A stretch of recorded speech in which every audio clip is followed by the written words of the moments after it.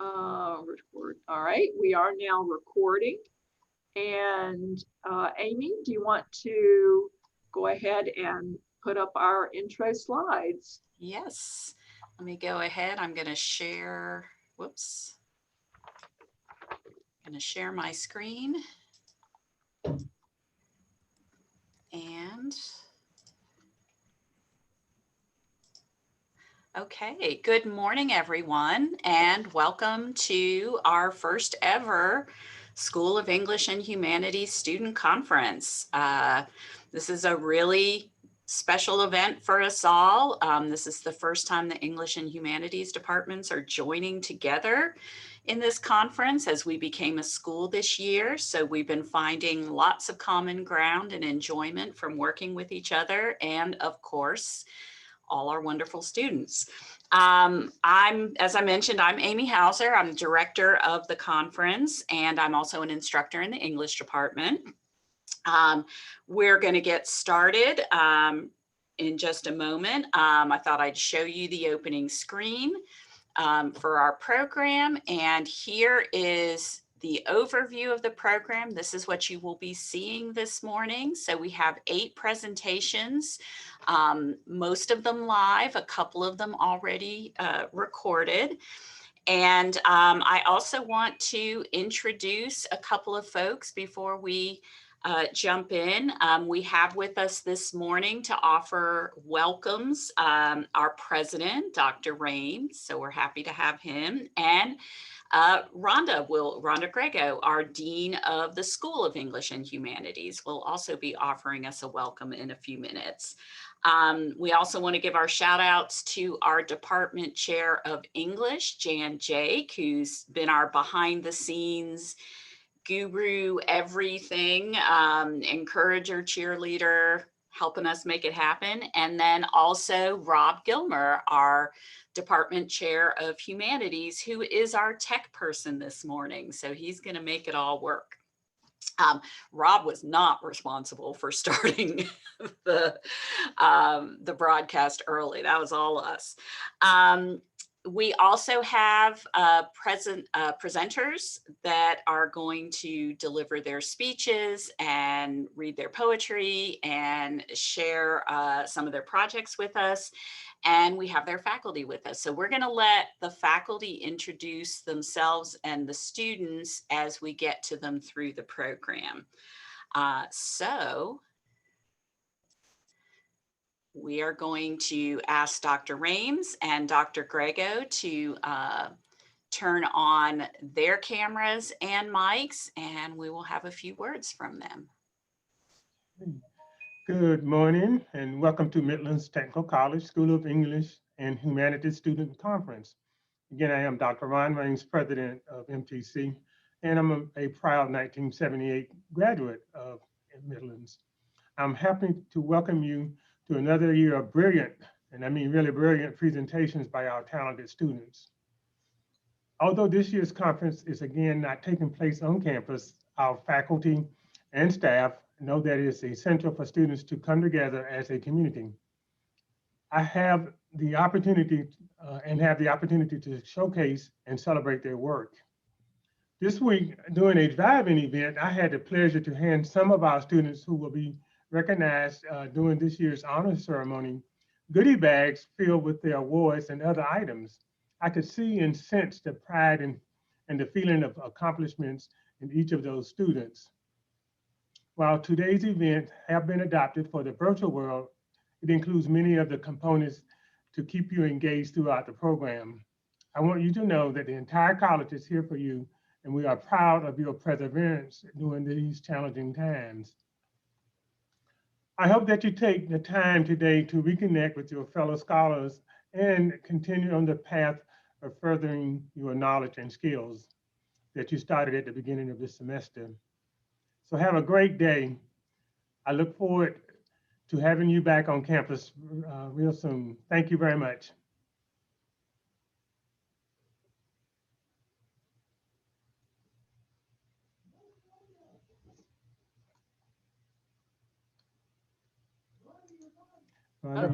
Yeah, I'm unmuted now.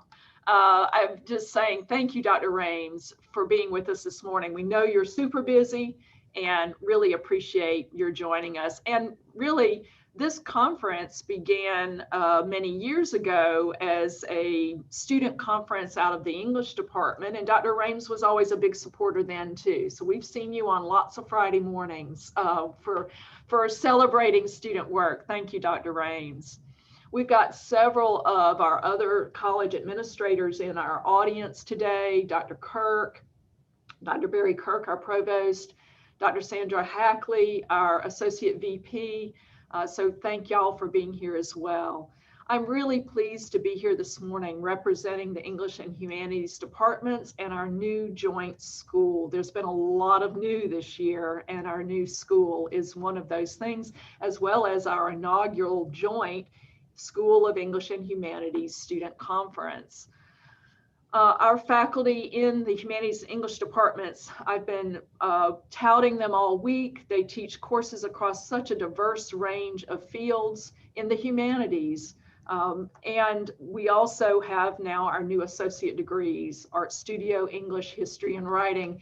And the student work that you're going to hear today comes from students who are in those programs, who are in those courses, who have been working hard all year. Certainly, if all the world's a stage, we've seen a lot of human drama this past year, but amidst the tragedy and the comedy, there's also been moments of reflection, community building, inspiration, and joy. And I count this morning as among one of those moments. As has been the case at all of our schools events this week, today's conference showcases student work, and our program today includes, as you heard Ms. Hausser say, 8 presenters, but really over 20 original student works, from research to essay to poetry and fiction, as well as visual artwork. And in the D2L conference shell, you're going to find the works, over 60 student works. And actually that was from earlier in the week. So I'm sure there are even more there now because we've been adding through the week. Those works, the works today that we're showcasing in this Zoom webinar are going to be introduced by faculty who have also worked hard this academic year to support and encourage and lift up our students. Today's event would not be possible without both students and faculty and our MTC community, our staff, our academic resources areas, our admissions and advising folks, everybody working truly as a team to bring us together, to support us all. And with that said, Ms. Hausser, let's bring the program up and get started.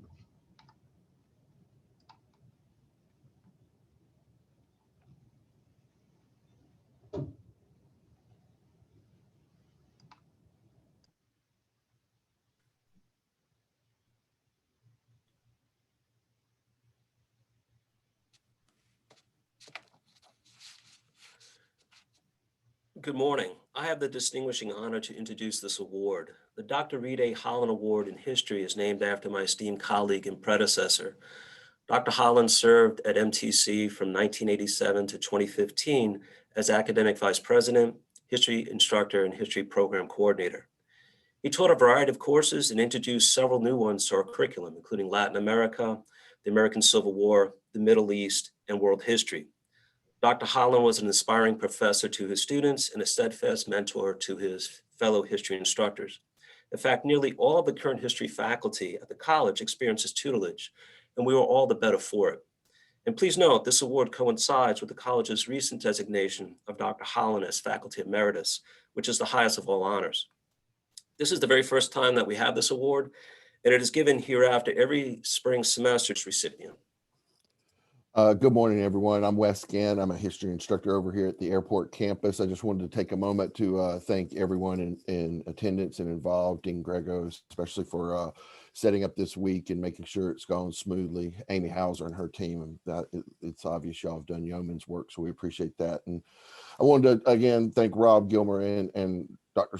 Tony Scotti for being so supportive in the humanities department and giving us the freedom to look at some history in unique ways, which again, our presenter, DJ Sims, is going to offer here in a minute. Just a quick word to put some context in this, to understand the nature of this assignment that students do for me. This actually was born out of discussions with Mary Helen Hendricks and her team at CTE, and so they were instrumental in this. And the idea behind this assignment and this project that DJ is going to share with us today is to really try to develop a little more intellectual intimacy with the past. This is called a hyperlink project. I'm sort of tentatively titling it in my classes, Hyperlinking to the Past. The goal here is for students to begin to develop relationships with historical documents that they might not otherwise experience. Instead of, in lieu of a traditional research paper, what we're doing now is using a primary documents from the past and in a way that you would see like on a Wikipedia page, establishing hyperlinks to terms, concepts, or aspects of that document to other historical sites. And again, so to provide direct links to different interpretations and understanding of the past, focusing on one specific document. And this is giving students, I think, an opportunity to form a relationship with these documents in the past itself by becoming familiar with them. But because of our abilities now with D2L to have online discussions and forums, students are sharing these with their fellow scholars, their peers in the class, and it is, I think, not only an opportunity to get to have a relationship with the document itself, but for that document to now then have a broader audience who get to interpret the past. So it's been we've only been doing this for a couple of years, but it's been really exciting so far, and I'm just thrilled by the students' contributions and their explorations of the past. They're teaching me all sorts of stuff, to be honest with you. And DJ's project is sort of at the top of that as well. So I'm pleased to introduce TJ, who originally came to us from the College of Charleston. He's already studied a couple of years down there in secondary education, returned back. He's originally from Newberry. So I'm often glad when we can pull people from outside of our region. And he's been with us since the COVID pandemic began last year, and plans to return to College of Charleston to finish his degree in secondary education with a focus on history, to become a high school teacher. He's been very clear to me that the impact high school teachers had on his growth and development, both personally and academically. So we're super excited to have him win this inaugural Reid Holland Award, and just delighted as well for him to be able to present his project for us today. So without further ado, DJ, I'm going to turn the floor over to you. Thank you so much. Thank you, everybody in the chat as well. I can go ahead and start screen sharing if that works.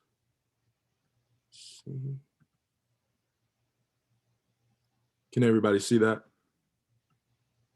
Yes. Okay, thank you. This is my hyperlink assignment, just like Dr. Gantt just said. This is the actual document as it was originally written.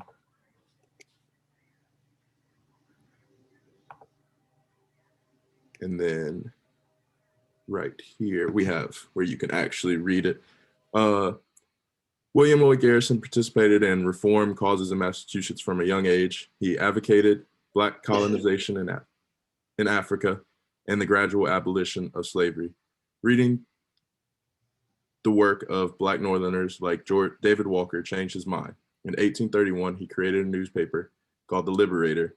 The following is the opening essay that Garrison used to explain the purpose of this paper. Now, it was blue, but this right here is it still screen sharing? Yes. Yep. Everybody can see this. I wanted to start with a YouTube video. William Lloyd Garrison. Because when you're reading something like this, it's more presentable if you can have a little bit of fun with the Felt that project he was itself. destined to do great things, but he had no idea how to get there. In 1828, he was 22 years old, newly arrived in the city from his hometown of Newburyport. William Lloyd Garrison was an impoverished northerner who'd lost his parents when he was young, and he came across the issue really by chance and worked very hard for 30 years, published a paper almost every week by hand himself to fighting against slavery. The entire narrative of his life is surprising. He was on the outside always. He came from very little, eventually apprenticed to a printing press, and really had a talent for typesetting. William Lloyd Garrison's argument was always that you had to change hearts and minds, that if you just change the laws, that it's not actually going to change anything fundamentally. And as it turned out, the end of the abolitionist era was they did away with slavery. They changed the laws, but they hadn't changed hearts and minds really. And what the civil rights era does almost a century later is they change hearts and minds. And I think it will always be a story because what the abolitionists did only 50 years after the birth of the Republic was they held out a vision of a more perfect society. My dear Mr. Douglas, join me. I urge you. You have a gift. Sir, you really do. You flatter me. No, I don't. Garrison was a mentor for Frederick Douglass and loved him dearly, I think, like a son. And then Frederick Douglass went his own way and came to disagree with some of Garrison's ideas and philosophies. And it was incredibly painful for Garrison. And they had a very public rift and a big argument publicly that was very painful for both of them. And it's this kind of intersection of the political and the personal that I think makes this story so compelling. The great kind of genius, the simple genius of what Garrison did was that he put himself in someone else's shoes. He saw very early on that there was no difference between any man and himself, that a man was a man. And he took the issue of abolition entirely personally, because he just said, for a second, imagine yourself in the shoes of someone who's enslaved. And it all just kind of was completely simple to him from there.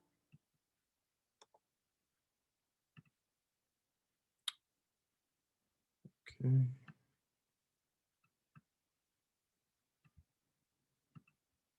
I thought that would be a good place to start, just because it lets you kind of see a different side of William Lloyd Garrison, get the entire understanding of who he is. Next, in the month of August, I issued proposals for publishing The Liberator in Washington, D.C., or Washington City, but the enterprise, though held in different sections of the country, was policed by public indifference. Since that time, the removal of the genius of the universal emancipation to the seat of the government has tendered less imperious the establishment of a similar periodical in that quarter. And then we also have, if it'll let me click, it wouldn't let me click it. There we go. This is just the second or the third hyperlink. It just gives a brief description of The Liberator and what it was exactly. Okay. This is part 2. This is the second part of the document itself. We don't have to go through this exactly because it is a bit long and I don't want to take up everybody's time, but yeah. Here we go. We have some more hyperlinks here. Assenting to the self-evident truth maintained in the American Declaration of Independence that all men are created equal and endowed by their Creator with certain inalienable rights, among which are life, liberty, and the pursuit of happiness. I shall serendipitously contend for the immediate enfranchisement of our slave population in Park Street Church. on the 4th of July. And this is my hyperlink for that. This is actually from the JSTRO. Okay, it's not gonna make me log in. This is just a preview of it though. Second document, that this is talking about the actual speech that he gave that day on, as you can see, on July 4th, 1829. In an address on slavery, I unreflectingly assented to the popular but pernicious doctrine of gradual abolition. I seized this opportunity to make full and unequivocal recanonization, and thus publicly to ask pardon of my God and of my country, and my brethren, the poor slaves, for having uttered a sentiment so full of timidity, injustice, and absurdity. A similar recantation from my pen was published in the Genesis of Universal Emancipation at Baltimore in September 1829. This is my second document of that page, which gives a lengthy discussion about the speech that day and what happened thereafter. Then down here, this one actually really stood out to me. I'm just going to read the last little bit. I will not retreat a single inch, and I will be heard. The apathy of the people is enough to make every statue leap from its pedestal and to hasten the reconstruction of the resurrection of the dead. Thought that was really powerful because he did actually bold in those letters for every newspaper that he put out. Okay.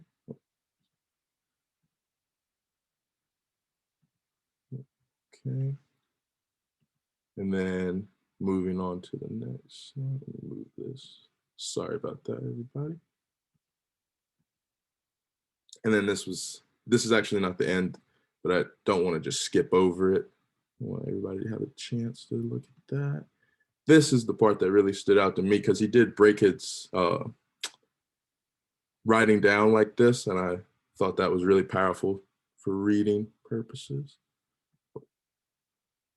And then this is in the actual project itself, we had to take our hyperlink assignments, and then at the end of that page, we would describe what exactly was in that hyperlink. If they didn't click it on the way down the page, they could come back here, read it, see what they wanted, or see what it was about, and then go check it out. I have that a second time for the rest of mine. And then I actually have a second document. This is the paper. As we said in the beginning of that video last time, Frederick Douglass also had a huge impact on William Lloyd Garrison. And this is Frederick Douglass's paper, the North Star. This is on the left. This is the paper from that actual day. And then I'm not sure if you can see it on the right.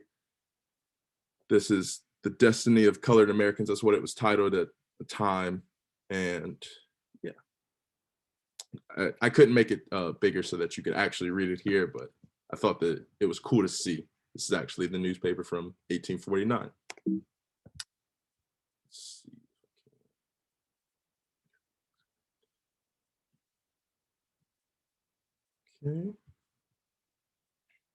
Okay. I don't want to read this whole thing again because you all heard me read the last one, but I do want to show you the documents that I chose for this in the history.com. This is just talking about Frederick making that journey from slavery into becoming honestly a great writer of his time. Then this is my second document. This is talking more about the North Star, which was Frederick Douglass's paper, much like the Liberator, which was a lot about abolishing slavery and everything that goes along with that. And it made it more powerful hearing it from a former slave. That was kind of what William Lloyd Garrison was lacking, is that everyone could hear what he was saying and understood that it was very powerful, but he had never lived those experiences like Frederick Douglass had. This is from the blackpast.org. Yeah, this is quite a lengthy paper, but it is very impactful. It does have a lot of meat and potatoes in it. This is the second half of the document. I don't have any hyperlinks in this exactly, but when you look at it in paper form, this is just but a paragraph. Here we go. Let's see if it'll let me click. It's not gonna let me. Oh, here we go. We do have some. Oh, did I go too far back? Yep. Go too far forward. Here we go. I do have some more hyperlinks here. This is a video we can watch here. Oh, yeah. This one's a little bit longer. I ask my friends who are apologizing upon this right, where can the black man look? This is a speech from 1865. I ask where What the Black Man Wants by Frederick Douglass.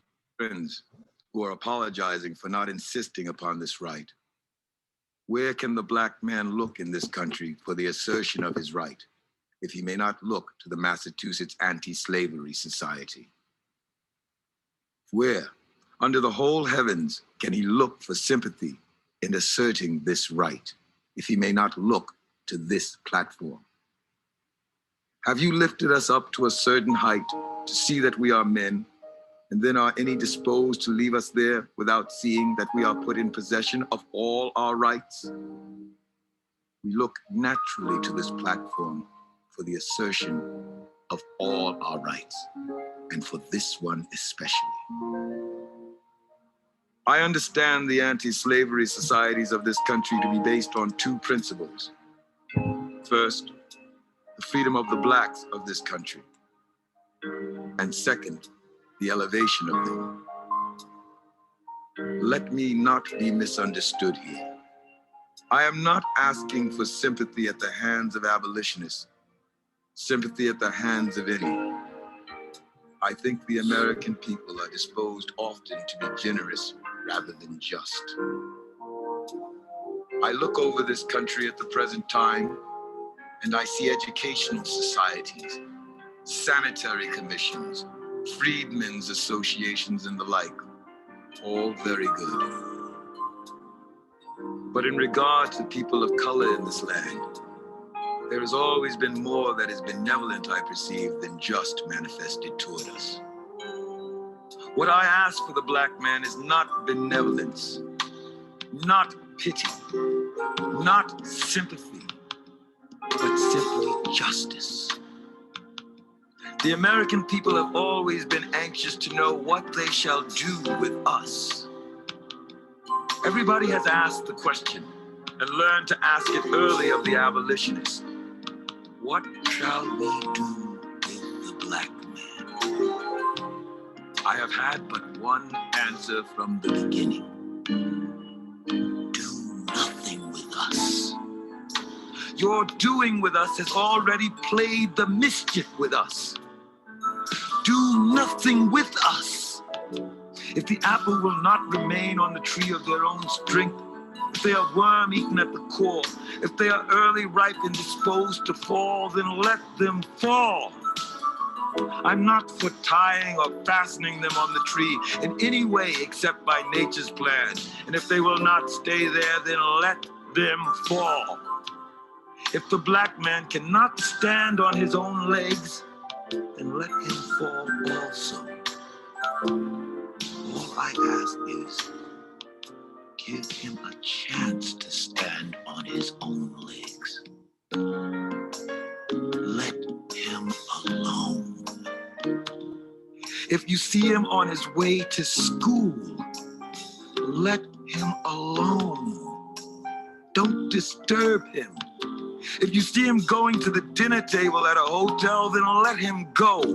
If you see him going to the ballot box, then let him alone. Don't disturb him. If you see him going into a workshop, just let him alone. Your interference interference is doing him positive injury. Let him fall if he cannot stand alone. If the black man cannot live by the line of eternal justice, the fault will not be yours. It will be his who made the black man and established that line for his government. Let him live or die by that. If you will only untie his hands and give him a chance, I think he will live. He will work as readily for himself as the white man. Now, a great many delusions have been swept away by this war. One was that the black man would not work. He has proved his ability to work. Another was that the black man would not fight, that he possessed only the most cheapest attributes of humanity, was a perfect lamb or an Uncle Tom, disposed to take off his coat whenever required, fold his hands and be whipped by anybody who wanted to whip him. But this war has proved that there is a great deal of human nature in that black man. And that, yes, he will fight.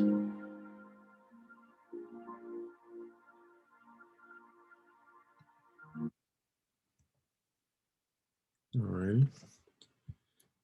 I'm sorry I couldn't read the chat while I was, okay. Okay. And then I also wanted, I think this is the right one. I think this is the right one. I also wanted, this is my second one on that. It talks about empowering Frederick Douglass, much like he was just saying. I might not have put it in this, but I also had another one where you could read the actual speech that he just gave there. And then, like we did with the first one, gave the actual explanation of what the hyperlinks were. So that way you didn't have, if you didn't click on it on the way, you could go back and check it out. And that is my project. Thank you very much. And let me stop sharing. Thank you, thank you. Yay.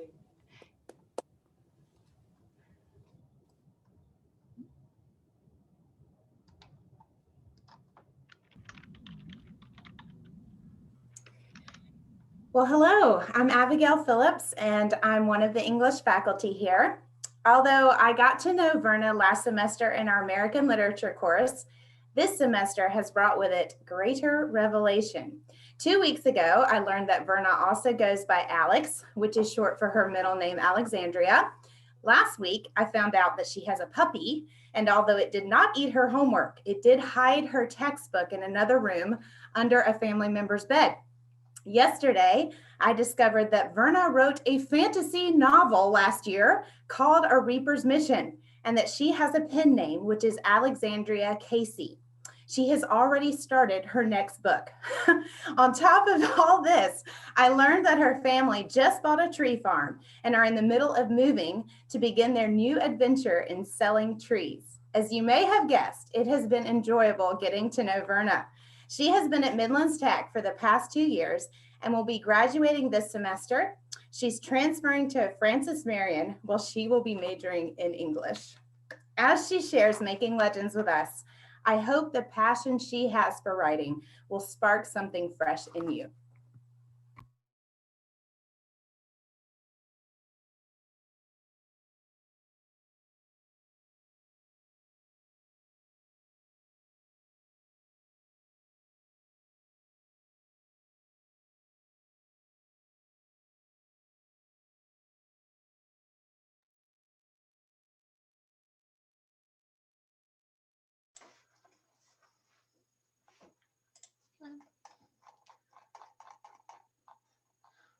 Walt Whitman and Jack London are very different writers, but they tackle a similar theme.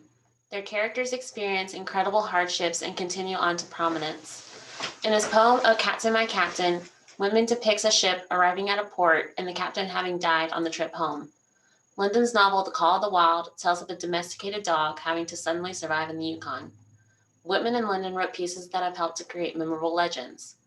Both men tell stories of the struggles that some go through in life and the horrors they can present, and yet the heroes being remembered as icons in the end. A glance into the past would be taken to discover their reasoning behind creating legends. An overview of each piece will be visited for context. Walt Whitman's "Oh Captain, My Captain" tells of a ship arriving at the port amongst shouts of excitement. The speaker, a shipmate, announces, "The port is near, the bells I hear, the people all exulting." However, he quickly realizes that the captain is dead. Even so, the crewman begs the captain to awaken and see the reception he has received, saying, "For you the shores are crowding, for you they call, the swaying mast, their eager faces turning." The speaker finally accepts the sad truth that the captain will not be getting back up and ends by noting, "But I with mournful tread walk the deck my captain lies, falling cold and dead." The entire poem contains 3 stanzas only, and yet it continues to resonate with readers due to Whitman's language choices, underlying meaning, and imagery. Whitman's "Oh Captain, My Captain" is a hauntingly beautiful poem. His work is very descriptive and it stays in people's minds. One such description is of the captain. "My captain does not answer. His lips are pale and still." The speaker also gives a hint prior to the captain being revealed as dead in these lines. "The people all exulting, while follow eyes the steady keel, the vessel grim and daring." The image of a crowd shouting excitingly with the return of the crew is immediately followed by the ship being described as something glooming, indicating that something is not right. The poem never lets people overlook that the captain is dead and can never return. The way the speaker describes death stays with his listeners when he says, "My father does not feel my arm. He has no pulse nor will."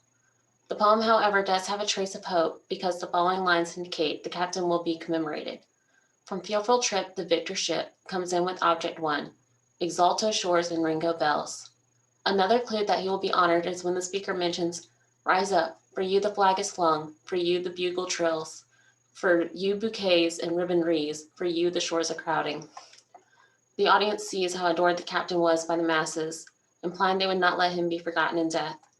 Whitman wrote a poem that stays with its readers, and it becomes all the more impactful in its approach and ending once the historical context is known.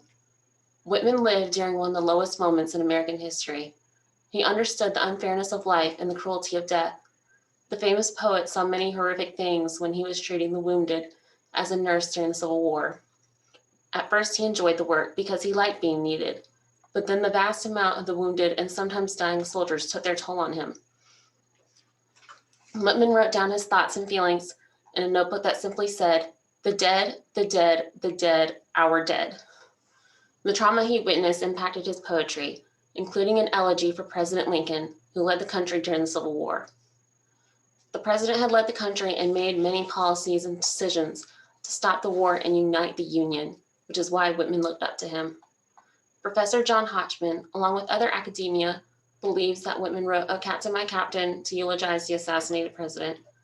The poet includes this work in his Lincoln Memorial section of Leaves of Grass. According to Hodgman, the captain in Whitman's poem is President Lincoln, whom Whitman thought resembled, among other things, a sea captain. The author also states that Whitman highly admired Lincoln because of their similar beliefs in maintaining the Union. Other parallels exist that can be discovered as one reads the poem.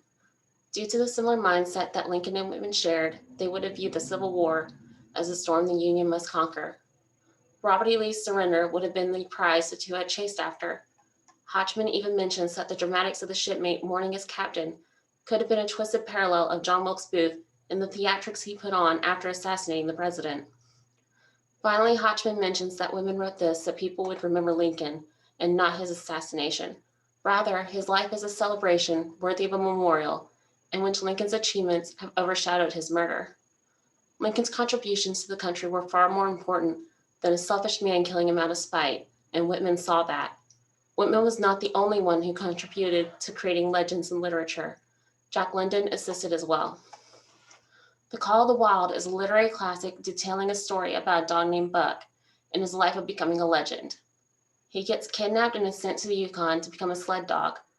There, he quickly learns how things are going to work and is forced to temporarily accept that he is not alpha. Buck eventually does become dominant, but it is short-lived because he is sold again. This time, however, he becomes the sole survivor of a terrible accident. He takes refuge with a man named John Thornton, whom he grows incredibly close to. Buck is happy with Thornton, but the wild keeps on calling him. Eventually, Buck goes out on a hunting expedition, and when he returns to Thornton's camp, it had been ransacked and everyone was murdered. In a fit of rage, Buck kills the aggressors that led to Thornton's death and joins the wolves in the wild. He eventually becomes known as the Ghost Dog and thus a legend to the locals. This is a literary classic because of its gritty realism. Every legend has to experience the lowest moments of their lives, and Buck is no exception. He endures many difficult challenges, especially when he is kidnapped and forced to live in a freezing terrain that he does not know. Lyndon writes, "They were savages, all of them, who knew no law but the law of club and fang." Buck learns this lesson with the man in the red sweater who beats him mercilessly. In midair, he received a shock that checked his body and brought his teeth together with an agonizing clip. He had never been struck by a club in his life and did not understand. Buck's trying experience in this new world leads him to quickly adapt to it, as Heidi Kelcher notes in her essay. He is molded by the changes in his environment, thriving because he possesses the necessary genetic gifts of strength and intelligence to adapt to his mutable circumstances. Buck is forced to learn how to accept his primitive side in order to survive, ultimately falling in love with and embracing the wild. Lyndon was criticized for many things, including that he used animals as his leading characters, but Kelchner is quick to point out, Lyndon's animal stories do not anthropomorphize animals simply to play on the heartstrings of his audience. This shows that his animals were animals, not human. His stories always make animals into compelling leading characters, as engaging and sympathetic as any human protagonist, in order for the story to be better enjoyed. This is extremely evident in Buck. Jonathan Auerbach writes that certain verbs were used to show Buck as a thinking presence who is on occasion disturbed by dreams and memories. Buck shows how he can be civilized with Thornton through his obedience, but with the death of Thornton, Buck obeys the call of the wild. Buck was thrown into a horrid environment and did not find sanctuary until he encountered Thornton. His life with Thornton was true happiness, and it was his first taste of freedom before going into the wild.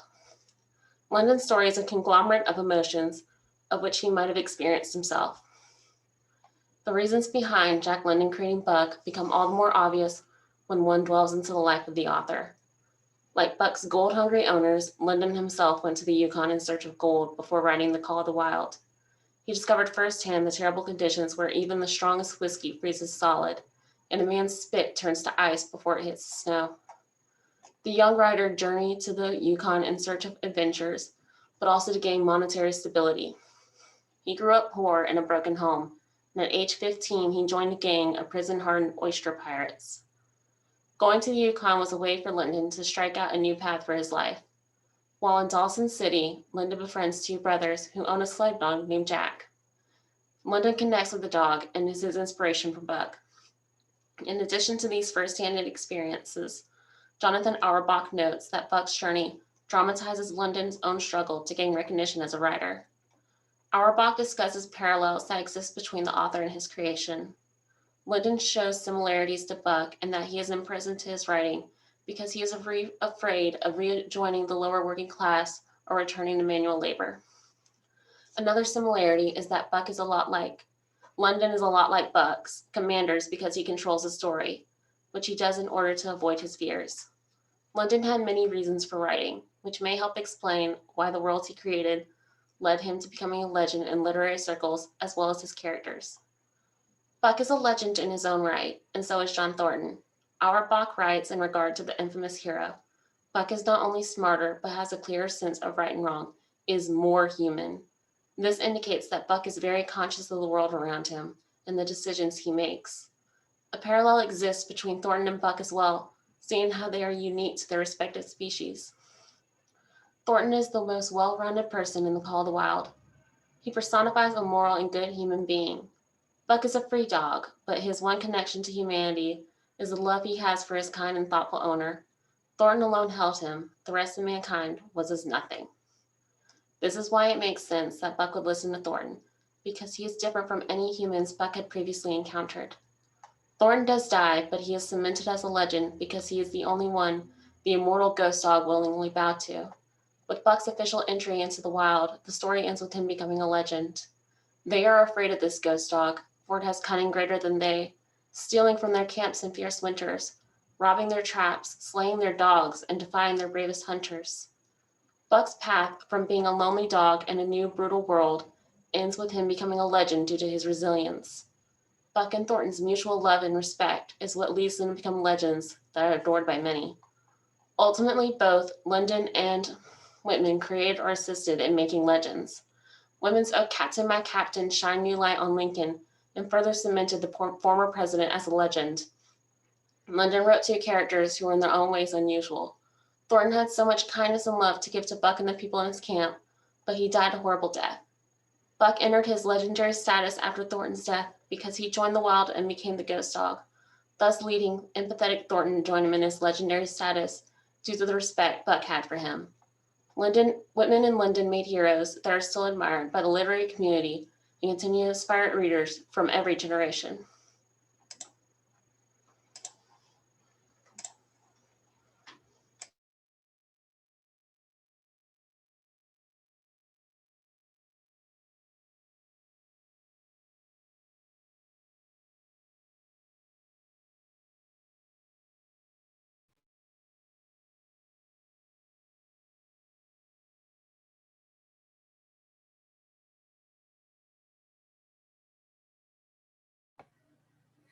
Hi, everyone. I'm Kristi Castro in the English department.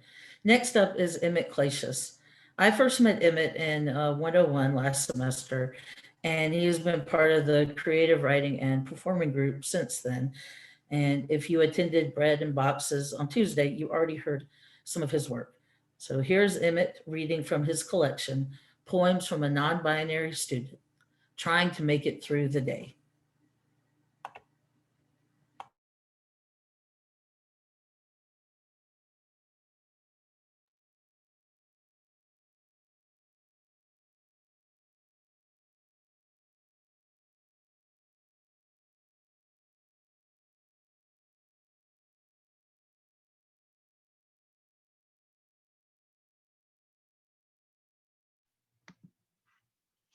This poem is titled Sharing My Poems for the First Time. I reach deep inside myself and rip out my still beating heart.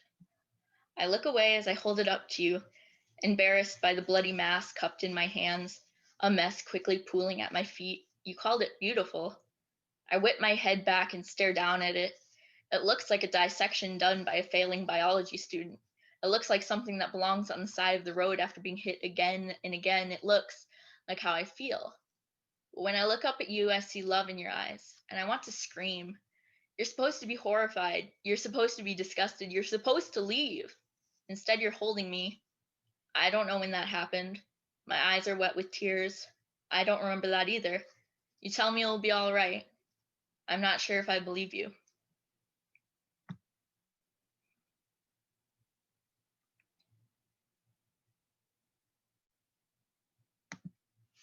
My next poem is titled Writing Poetry. I am selfish, lonely. I cannot live through these things without someone bearing witness, or better yet, someone who understands. I dip my hands in ink, stare at them as they drip. No longer my hands, they begin to detach from my wrists and float out in front of me, palms out. Suddenly, I see it. I see it. I need you to see it, to hear it, to smell it, to feel it too. If not, who am I even writing for?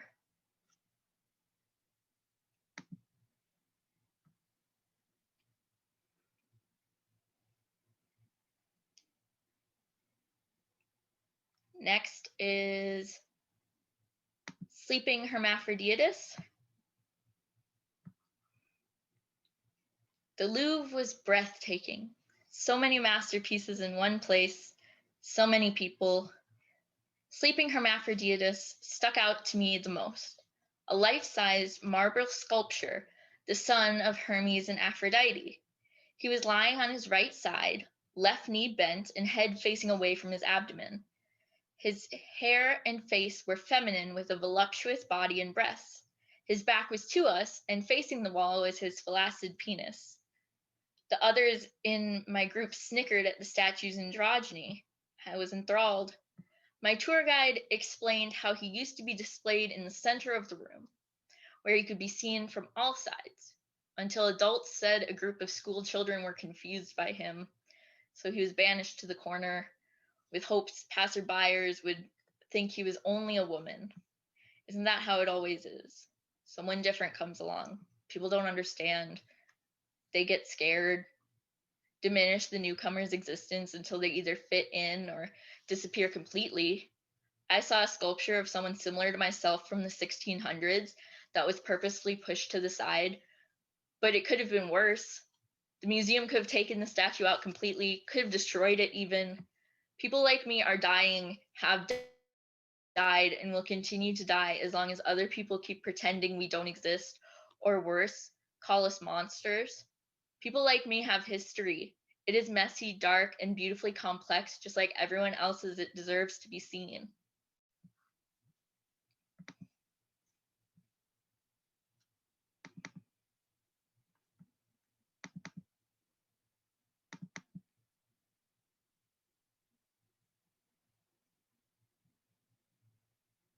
My next poem is titled Coming Home. There is a rock garden where your mother's flowers used to grow. You always wanted to be a flower, but you will only ever always be a stone. Flowers are rooted to the earth, grow slim fingers to clench the soil, even though they hold on so tightly they can still be ripped away by hands too rough. Transplantation of a flower must be gentle if you want it to survive. A stone is not rooted, simply stays in place by its weight, is strong enough to withstand rough hands, and is pushed and pulled to new places by water and wind. There is a hole in the earth where you once lay. What moved you, you don't recall, only that it happened. The hole will eventually fill in, grow new grass. Should you ever return, there will be no trace of you left. And you will wonder, was I ever there to begin with?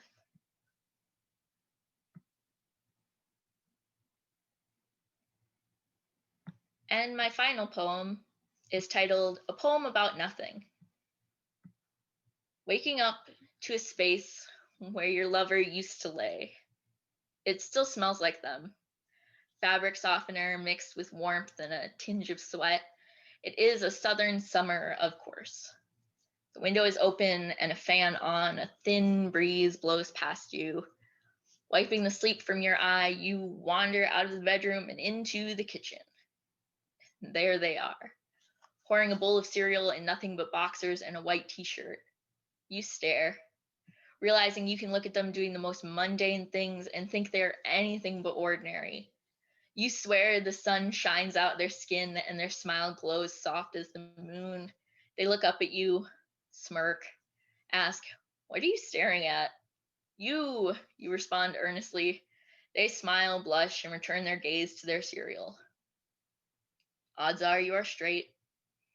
Odds are your partner is straight. Odds are neither of you are transgender. Because of this, your morning feels ordinary, almost insignificant. For people who are queer, loving someone is an act of rebellion against all the people who told them, you'll never find someone to love you. You are so lucky to be with your lover without fear of being ostracized, imprisoned, or killed, to be yourself loudly and proudly. How does it feel? It's all I've ever wanted. Thank you.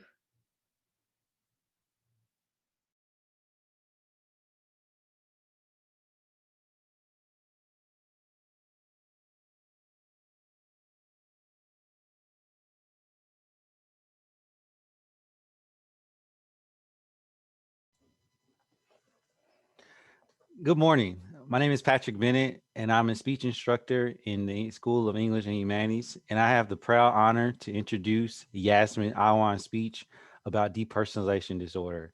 Now, before I get to that, this particular speech in public speaking, we have general type of speeches such as persuasive, special occasion, but this speech you're going to hear is an informative speech about depersonalization disorder. Now, when Yasmin first introduced this topic to me, I had no idea what it was.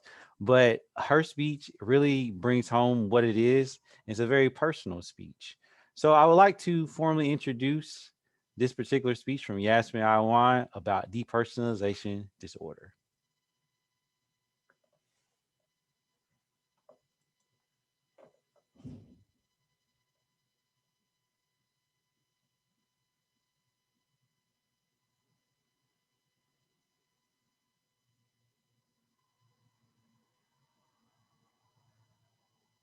Time slows down, your body goes numb, color fades away, and no one seems real. This is what a person suffering from depersonalization or derealization disorder experiences. As college students, we all have our own levels of anxiety, but this is a whole different experience. Today, I want to tell you about my uncommon anxiety disorder, and I'm going to tell you what the disorder is, some causes and effects, how common it is, and how it affects me personally. First, we must understand what the disorder is. It is a mental state where you feel detached from reality. According to the Mayo Clinic, people, objects, and other surroundings do not seem real, and some symptoms include surroundings appearing 2D, there's a heightened clarity of your surroundings, seeming almost perfect, the current moment seems like the past, and in some cases, people feel like their reality or people around them are colorless and distorted. To paint a clear picture, it would feel like you're either in a movie or you're watching yourself in a movie. There are different reasons why people experience this. Most people experience it briefly due to an anxiety attack, stress, or trauma such as a car crash or an injury.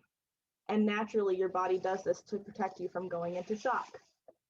But people with the disorder, like myself, we experience it randomly for no reason, and we have no way of regulating that. And now we know what the disorder is, but what's the difference? So there is a general term, dissociation, and the more specific terms, depersonalization and derealization. The medical news today says dissociation is a general term that refers to a detachment from many things. Depersonalization is specifically a sense of detachment from oneself and one's identity. Derealization is when things or people around you seem unreal. So to put it simply, depersonalization makes you feel unreal. Derealization makes your environment seem unreal, and dissociation is an umbrella term for the two. And what are some cause and effects? So usually, like I said, it's caused by intense trauma or a traumatic experience. Most people will experience it briefly because something like a car crash or an injury or seeing something traumatic. But people who experience longitudinal trauma, such as child abuse or trauma over a long period of time, they lose their ability to regulate the body's natural response to stress. According to the Walden University, trauma impairs the normal development of the brain and nervous system, the immune system, and the body's stress response systems. Experiencing it briefly is common, but the disorder itself is very uncommon. According to the Cleveland Clinic, transient depersonalization and derealization is quite common. The situation occurs when you experience depersonalization symptoms briefly, but for the actual disorder itself, the article states that it occurs in less than 2% of the population. And how it affects me personally, I found out I had this disorder when I was 15. I remember experiencing it for the very first time. I was 15, I was in my high school chorus class, and everything went completely colorless and numb. And I couldn't quite understand where I was or who the people were around me. And it was very frightening to not recognize a single one of my classmates' faces. So I tried to ignore it. I tried to go about my day, and it wasn't something I could ignore. So this went on for a couple days, and I decided to address it with the school counselor. And I explained to her that I couldn't recognize anyone or feel anything. So I sought medical help. And I found out that I do have depersonalization derealization disorder.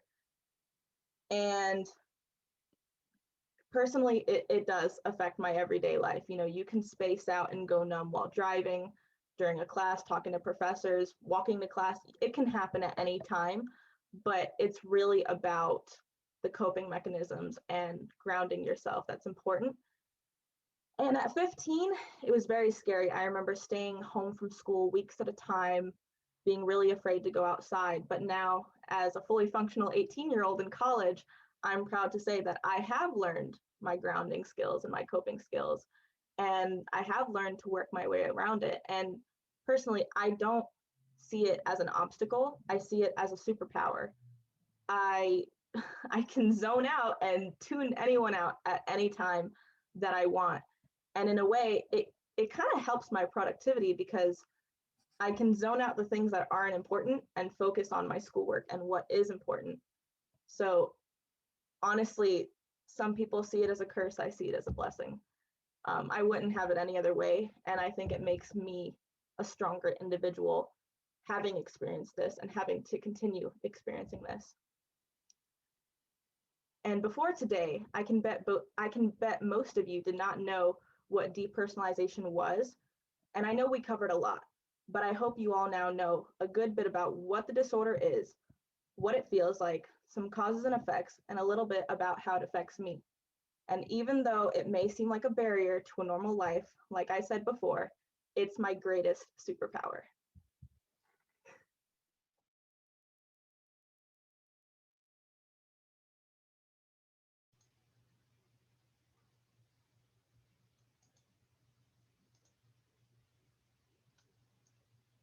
Hello. Now we will return to some creative writing with our next presenter, Nathan Labrador, who will share 2 creative works with us, including his award-winning Stylus piece, There's a Button for That. Thank you, Ms. Brock.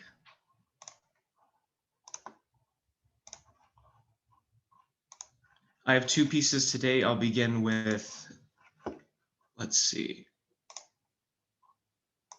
a list of things I learned this past year.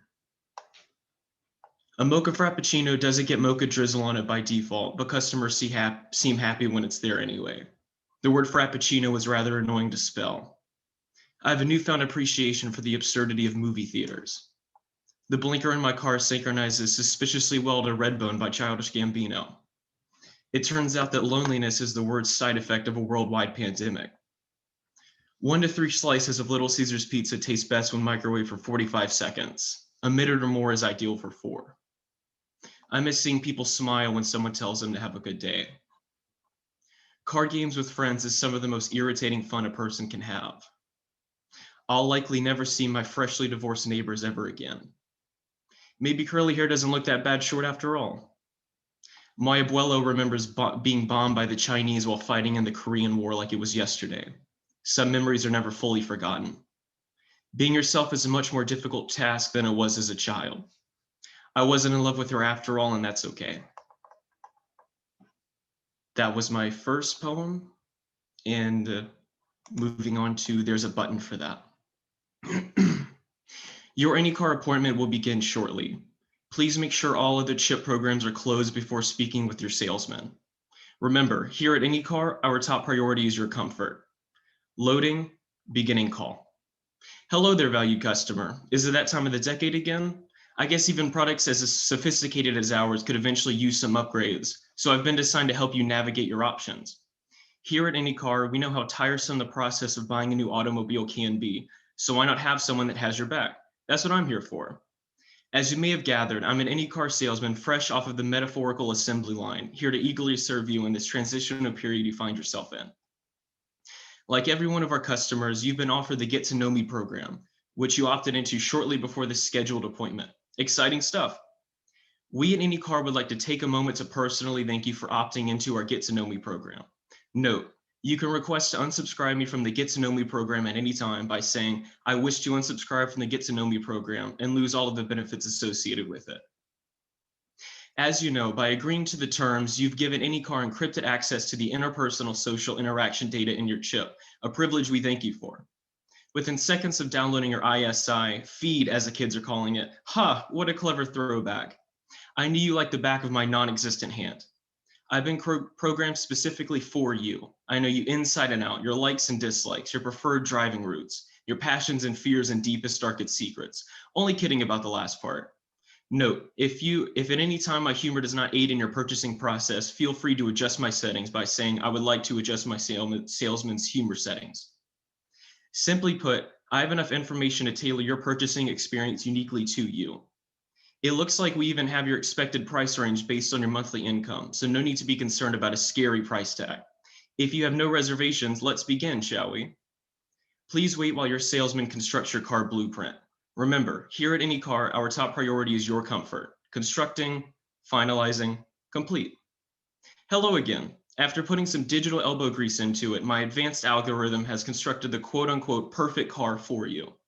Any of the finer details are entirely up to your discretion, but I must say, I believe I've made something you'll quite enjoy.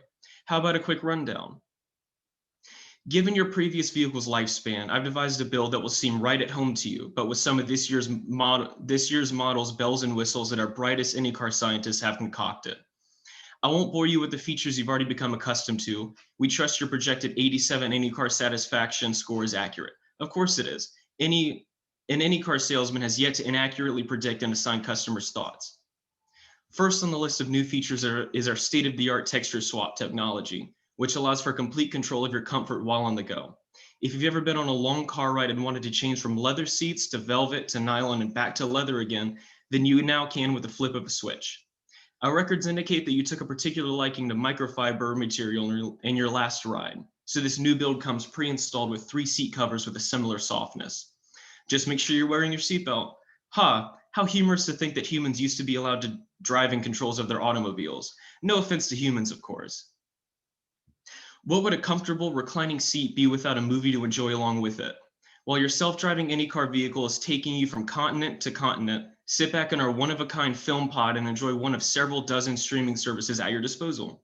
Note, streaming services are not included in your Any Car purchase, and Any Car does not promote any specific streaming service over another. While flicks on the go have been a staple of Any Car for decades now, we doubt you've ever experienced a movie quite like this. Our new and improved film pod is a high-tech augmented theater with surround sound speakers and 360-degree projectors that put you in the middle of your favorite set pieces, all being compact enough to fit in your automobile. Our scientists have truly outdone themselves.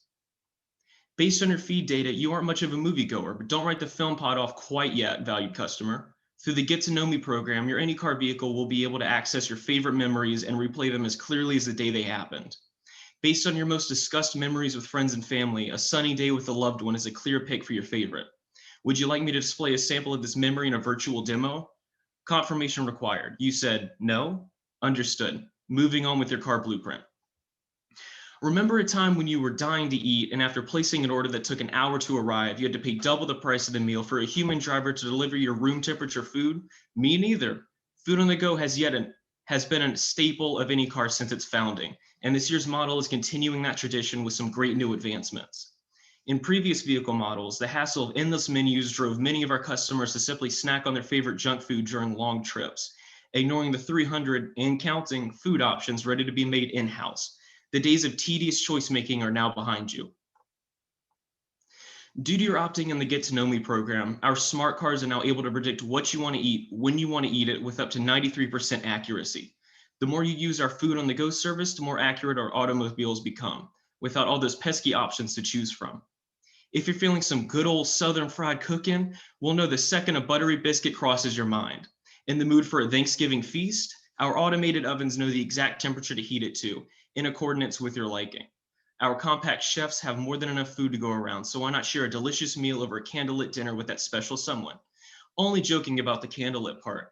Everyone knows our customers are strictly forbidden from using fire for any reason while an automobile vehicle is in operation, due to the various safety hazards that may arise.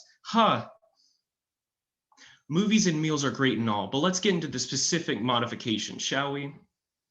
What would a salesman be if not tailor-programmed for your needs? Let's see how the Get to Know Me program can really help you.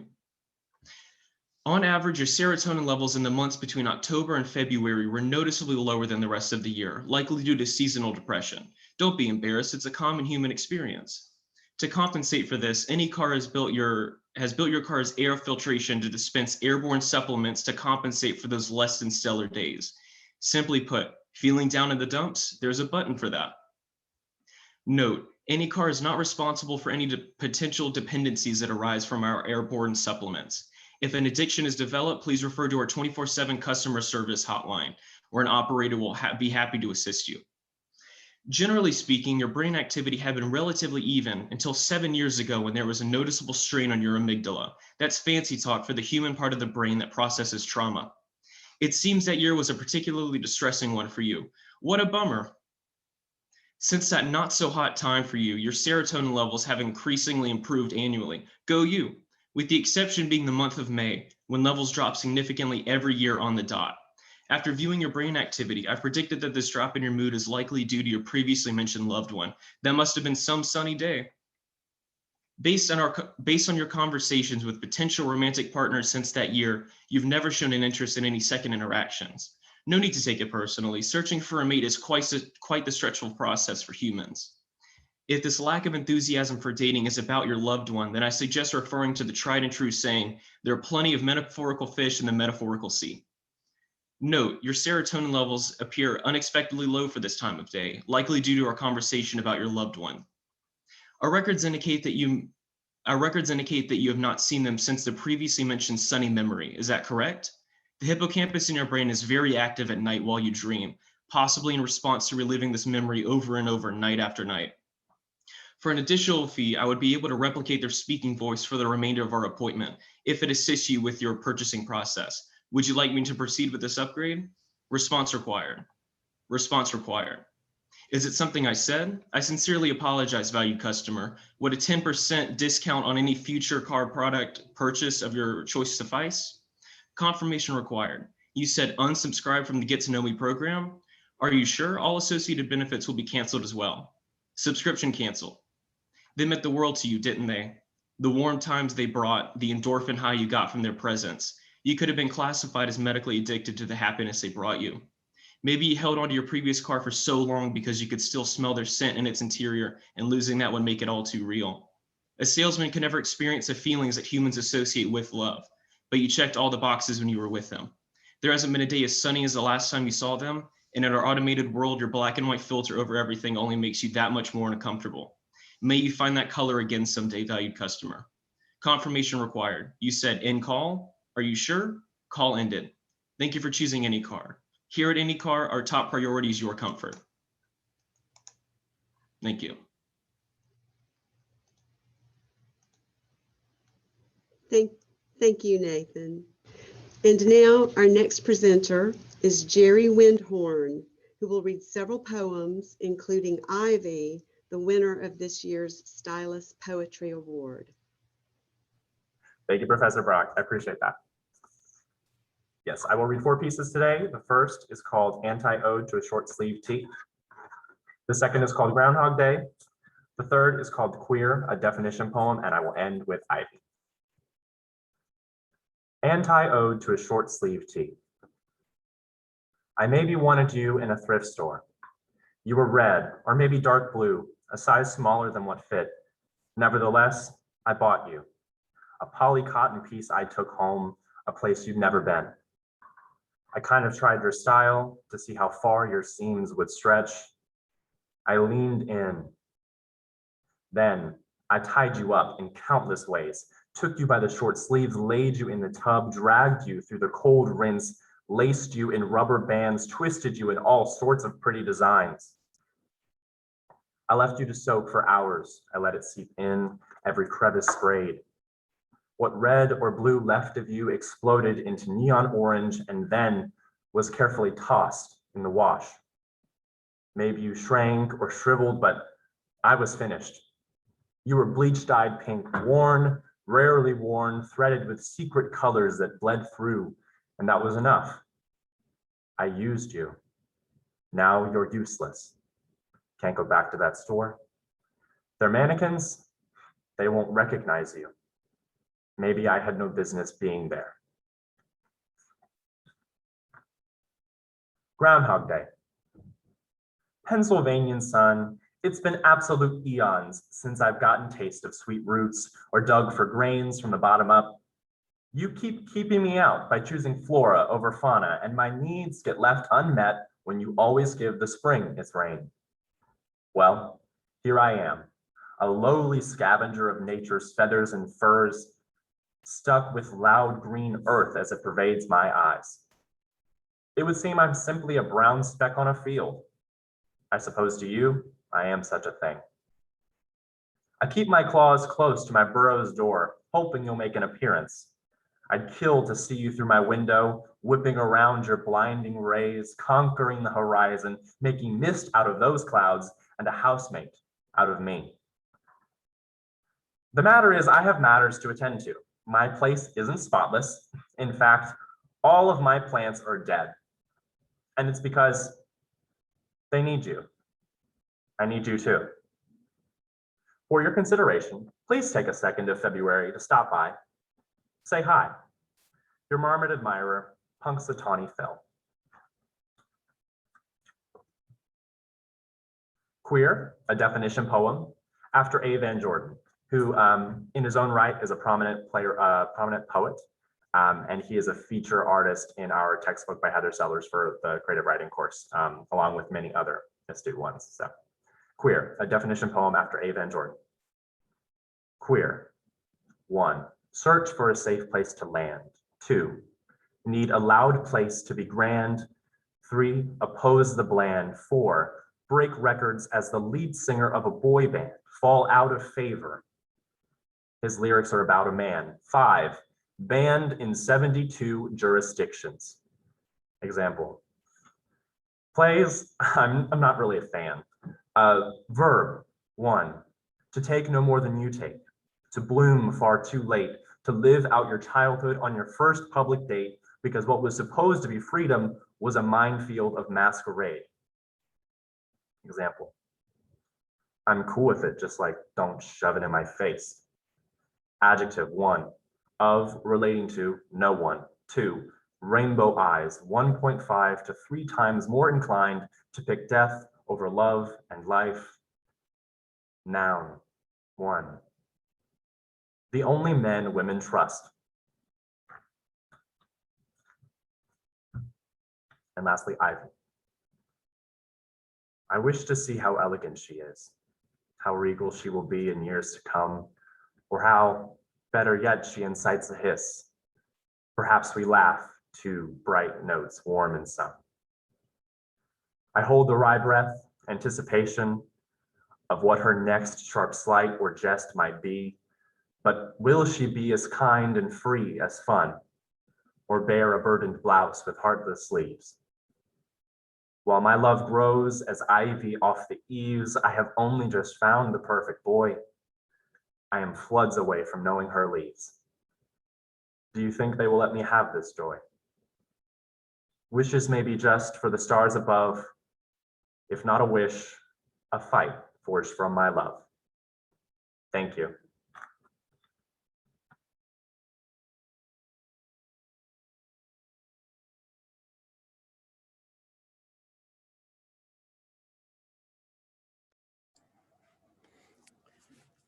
Hi, everybody. My name's Derek Stewart, and I get to introduce, it's my privilege to introduce one of my English 102 students. Her name is Mackenzie Powell, and we get some more poetry, though from a different perspective here, because the assignment that Mackenzie's going to read for you is one I asked for my English 102 students to do, where they look at somebody else's poetry that was published and written about a particular event in the news.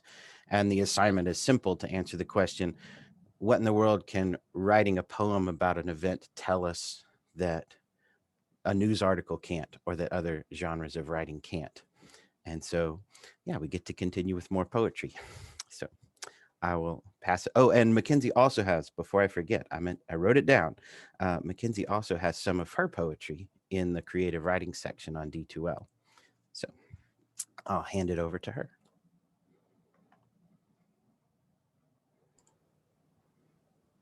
Hello, hi everybody. Real quick before I start, I just want to say I'm really impressed with everybody's presentations today. It's been really cool to listen to everybody. Okay, so my essay is called What a Poem Adds to a News Event. Substance abuse has been an issue in the United States for a long time.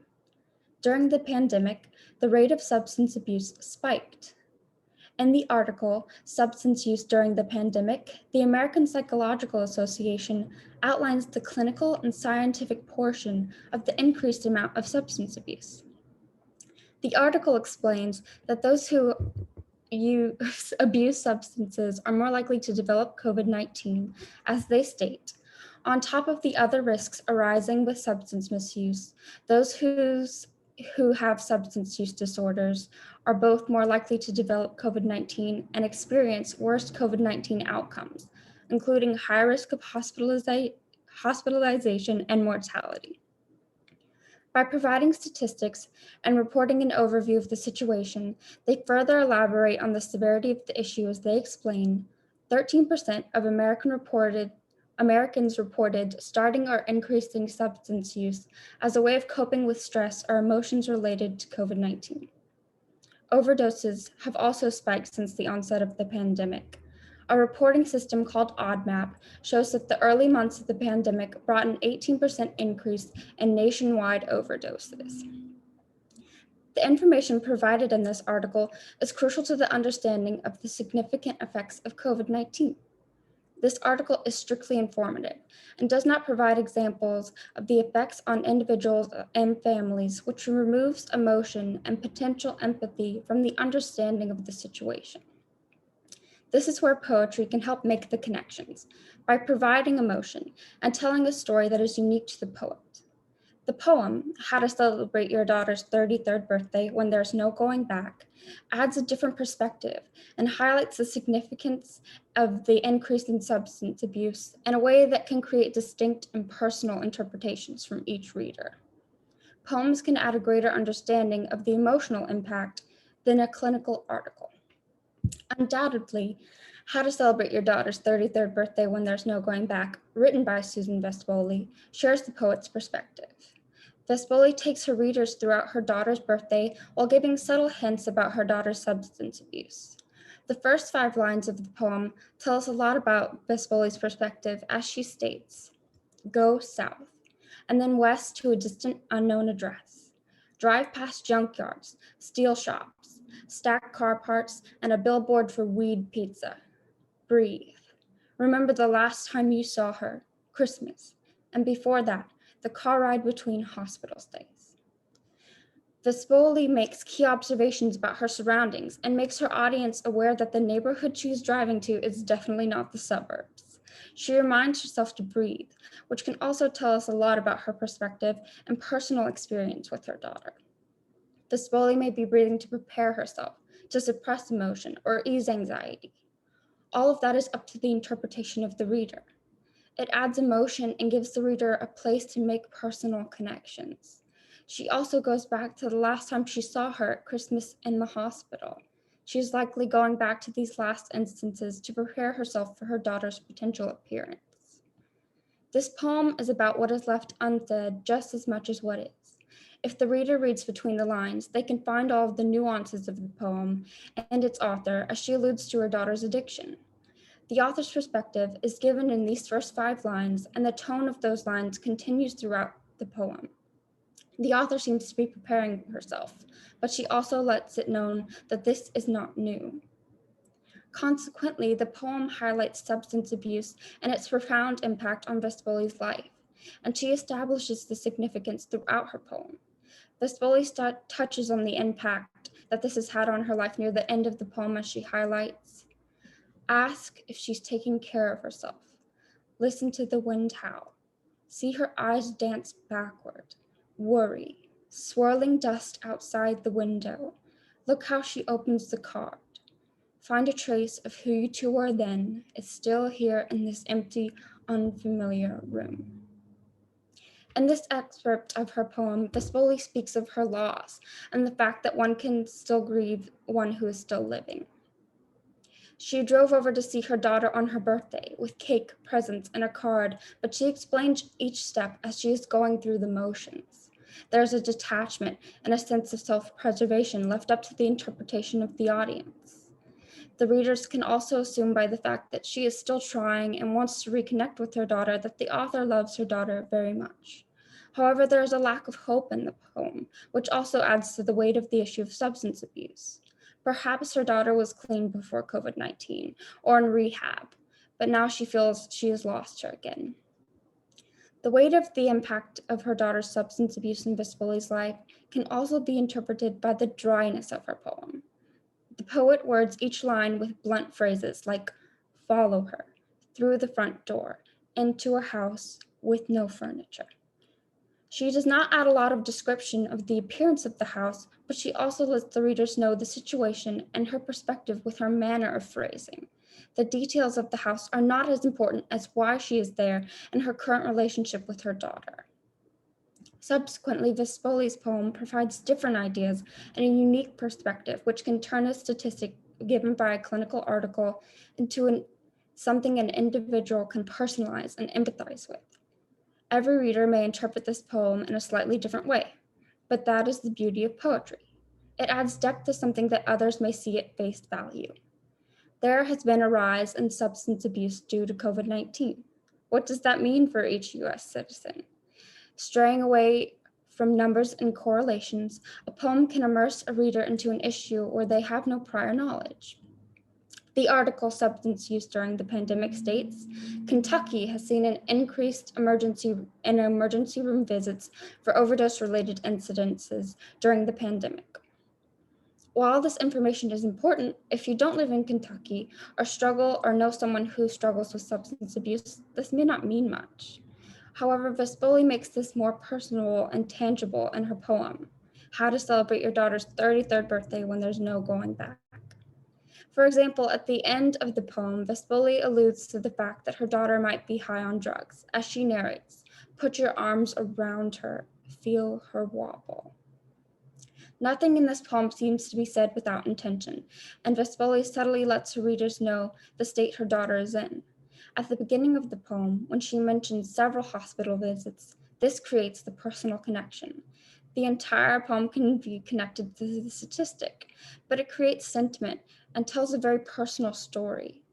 This story, when read by the audience, gives those statistics more meaning. While Vespoli's poem can be interpreted in many ways, the important thing to remember is that it makes it personal. She does not provide her readers distance from the situation as she takes them step by step into a day that should be happy, but is hollow. Conclusively, a poem can add understanding to a newsworthy event that an article may not be able to interpret to people with feeling. Both articles and poems are important to understanding an event such as COVID-19. However, poetry makes things personal, which may make people more motivated towards action or sharing their story. Substance abuse is a weighted problem in the United States.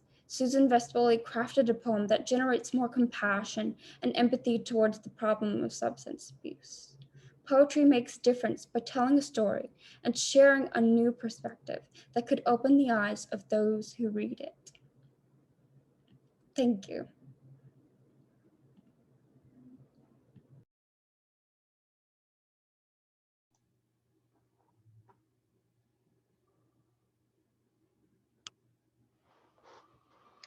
Good morning. I'm Errol Alger. I'm privileged, very thankful to be the art coordinator for Midlands Technical College, also the faculty liaison for the Art Studio Pathway.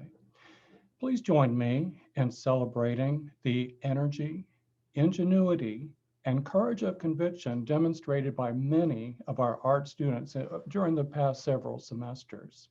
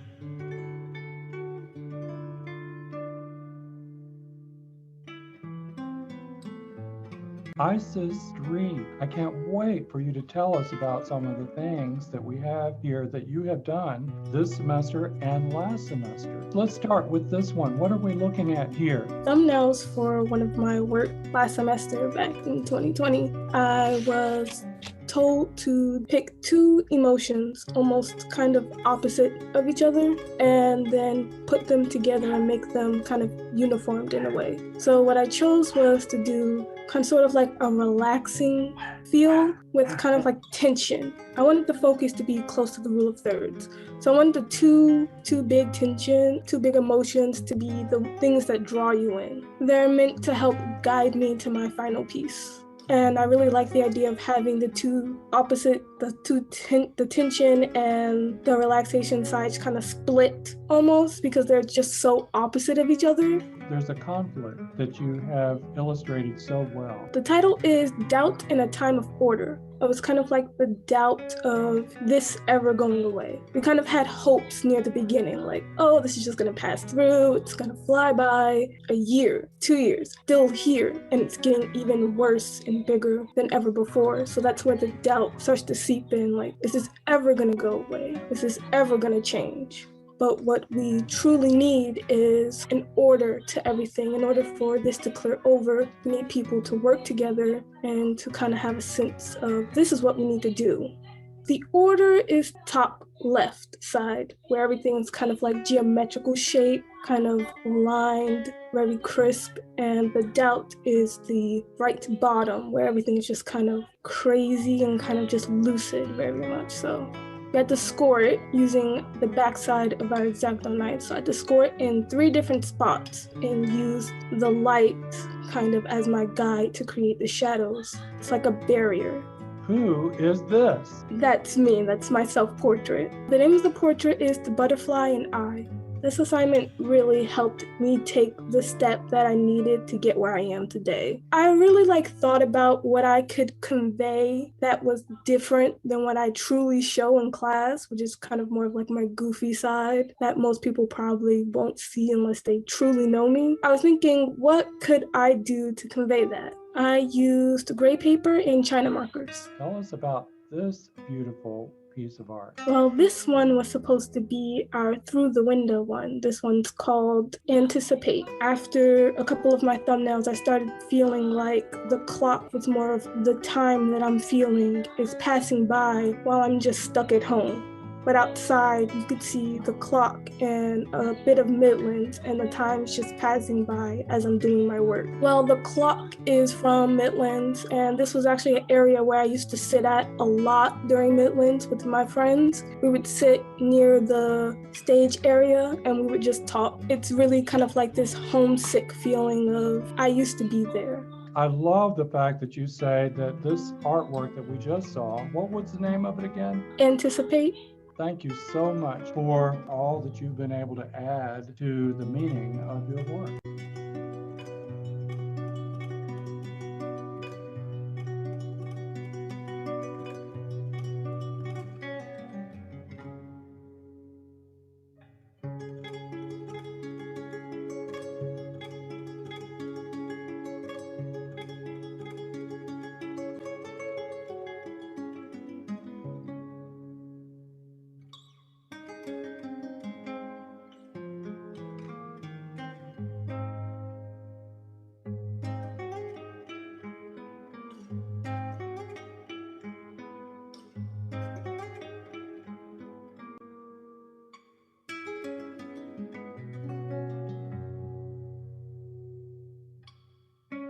Leah Dwyer, welcome. I'm so glad that you gave me the opportunity to interview you about your art. I think you call it The Guardian. You were in Art 111 in the fall 2020. That's the beginning drawing class, beginning drawing 1. And one of the things that you did so well in that class was plan with visual thoughts. And so you have some thumbnails over here to the right. Where did this idea come from? Well, first off, I had seen somebody online, like surrealist art, where they would draw sharks in places you wouldn't really see sharks, like in abandoned buildings or on highways. I had kind of had this idea of broken and vulnerable and maybe like in a dark place. So that's where I got the idea for like a forest. I really like sharks. I feel like a lot of times after people go through something, they kind of guard themselves and they may seem to others kind of cold or not necessarily like ferocious, but maybe a little bit aggressive, a little bit reserved and misunderstood. In this environment that you're creating where you're vulnerable and hurt and damaged, you're also not threatened. This is not a bad guy we're looking at. And you say he's a guardian, but a guardian of what? The hurt and vulnerable parts of yourself. That I really had fun getting to play around with that idea and come up with something a little bit out there, I guess. Like maybe not what you would expect. It's wonderful to see the process of your work. I just wonder if there is a part 2. Do you have any idea what part 2 would be about? The Guardian part 2. Yeah, I probably would come up with a few ideas.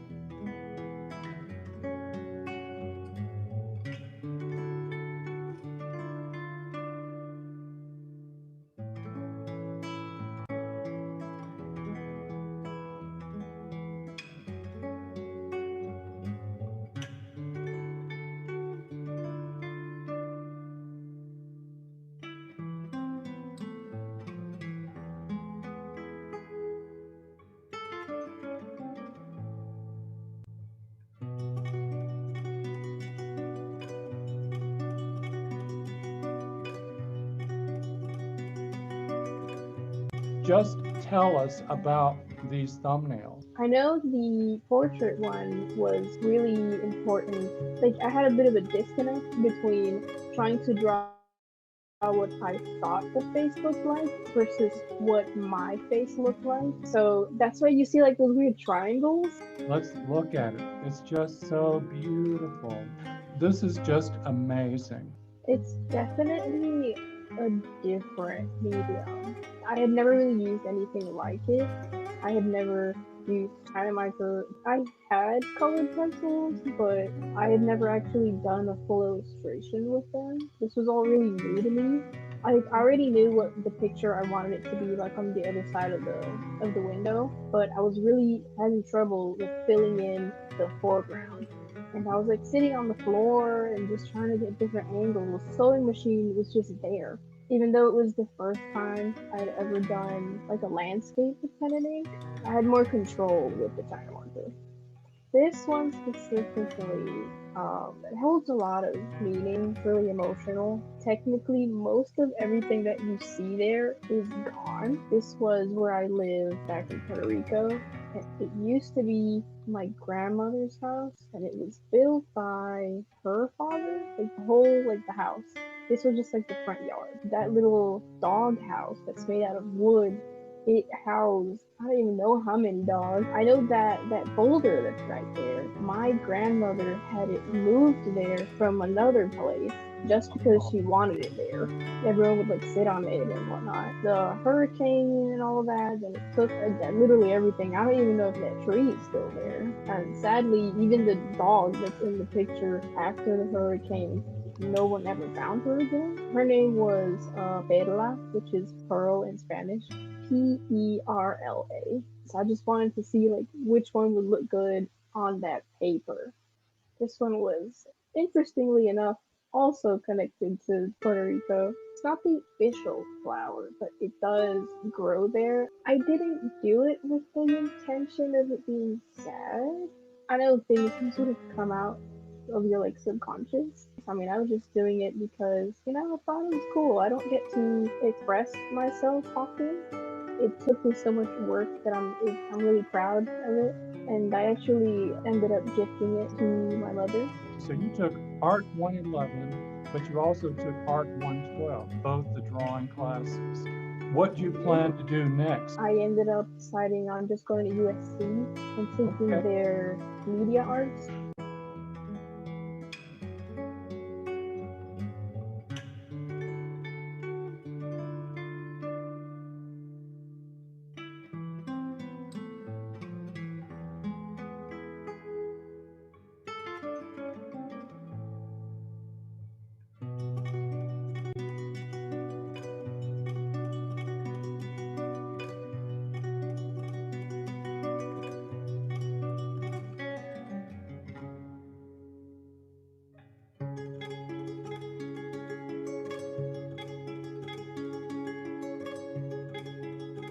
Curtis Lynn, let's talk about your art. You did something called the Rook 2020. That was for Art 111, wasn't it? It was.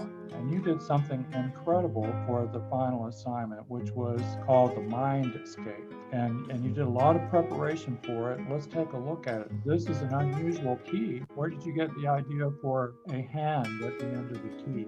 Well, I thought about what would be an interesting body part to have included, and I thought, what if the key shakes your hand? I was thinking of chess pieces, and Rook is actually one of the more visually interesting pieces to me. It was just a way to incorporate something that was a person without being a person. I thought about, well, what if it was somebody looking down and this was a giant chess set? This was in the second set of thumbnails. These ones were trying to see a different perspective, trying to maybe move around the piece or the shot and see where it might be a little bit more interesting. I wanted the Rook to be the central focus of it. Then I saw this lighthouse in Greece, and that was the inspiration for having the Rook on top of this little island. A Greek lighthouse on an island, and you've got this idea of a rook in your mind. Yeah, that's more or less what the final piece looked like. That was the final layout for it. I decided to change the island that it was on to be a woman's body where she was kind of reclined. Now we get to another rendition. This one was using pen. That's the graphite final version of it. The China marker thumbnails for how the Rook would look so that I could have an idea of where the shadows and the highlights would fall and how I would represent those. This was China marker on gray paper. And this is the one I really am interested in. I've got a drawing tablet, so I opened up Photoshop and I just redrew it using Photoshop. But was this part of the assignment? Since I had heard that we were also having the opportunity to submit to Stylus, I wanted to try using a medium that I was more familiar with and one that I was more comfortable using. So I decided to another version of it that was digital. Stylus said that I would be featured in the Spring 2021 edition. The Rook by Curtis Lynn. Well, Curtis, thank you so much for sharing with us, with me and everybody, what you did in the fall of 2020 in Art 111. You didn't just follow the assignments. You're not confined by lesson plans. You applied your work to something new. What an example of higher order thinking. What a wonderful student you have been. An example and a model of thinking for yourself.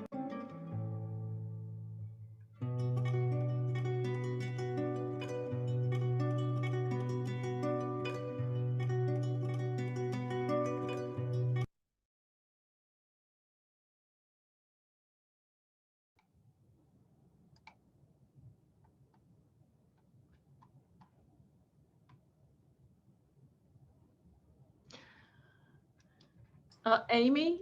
Yes. Yeah, before we do the door prizes, just real quick, and if our panelists, our student panelists would unmute themselves, we do have a great question that I thought might allow for some final reflection before we turn to the final door prize drawing, which I know everybody's waiting for, right?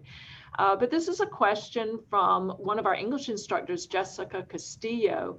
And she notes, each of these projects incorporates elements of synthesis, shining a light on connections and conversations we might not see on first glance or encounter.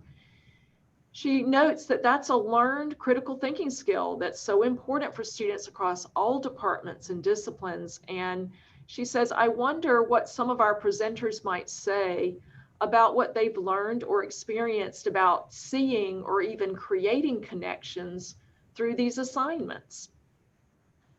So I'm going to throw that out there to our panelists. And what do you think? These assignments that make you pull things together, or your own creative works where you take things that aren't usually together and pull them together. What comes out of that experience for y'all?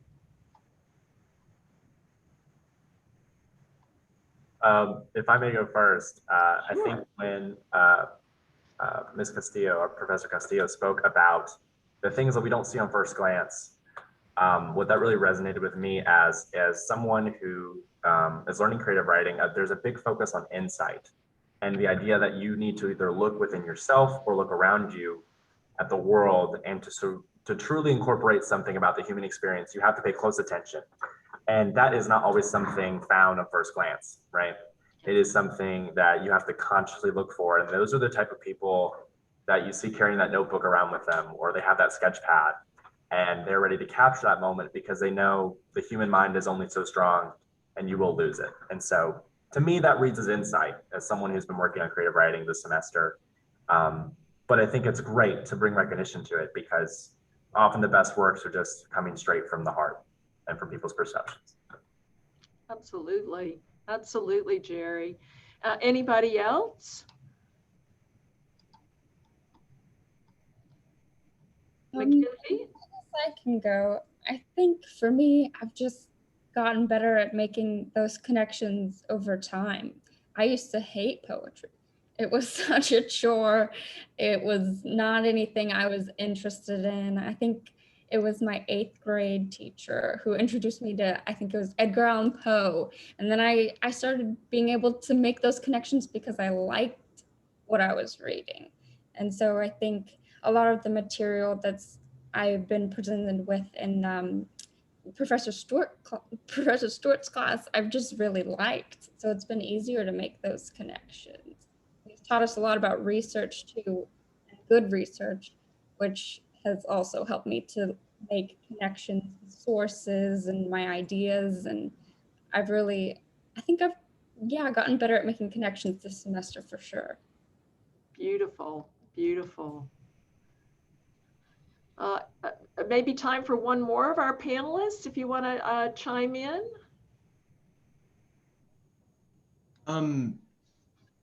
I want to thank Mr. West from my high school art class, actually, because we went in the first day, and I was always under the impression that it kind of came naturally, whether drawing or reading, writing. And he said, show of hands, how many people think that it's completely natural that you can draw? Most people raise their hand, myself included. And he said that that's BS. He said it comes with practice and constant work. Some people are born with it, but most people, it's a continuing process and it takes a lot of work. And it really brought it down to earth, the process of making and creating. I've always enjoyed it, but I'm right there with Jerry. We're in the same creative writing class, and it's just brought it down to earth. The more you practice, the more you revise, it makes it so much easier. It comes more naturally with time. Absolutely. All right, thank y'all so much. Those were great. It's really lovely to hear from different students how that business of making connections, how it happens, how it feels to y'all. And we definitely saw all of the projects were doing that, making, connecting, starting with DJs, really. DJ, you took that primary historical text and were connecting it to different media sources, etc. And we see that connection making, as Ms. Castillo noted, across departments and disciplines. So important. All right, well, Amy, I'm going to turn it over to you for door prize time. Let me go ahead and share the screen again, and we're going to get into the door prize app. I have to escape from this. Oh, gracious. There. Okay, and I found this fun app. I've entered, I think, everyone in here from this morning who was registered, and we'll do a spin in a moment, but thought I would mention we have 11 sets of door prizes given to us to distribute by Dr. Rhames and his office. So we thank him and Kim Boatwright. And our first 2 prizes, we have the MTC pennant, and I decided to pair that with a fun bag of supplies for being back on campus. It's got masks and hand sanitizer and little goodies in there. So the first prize will be that. Let's spin the wheel, see what happens.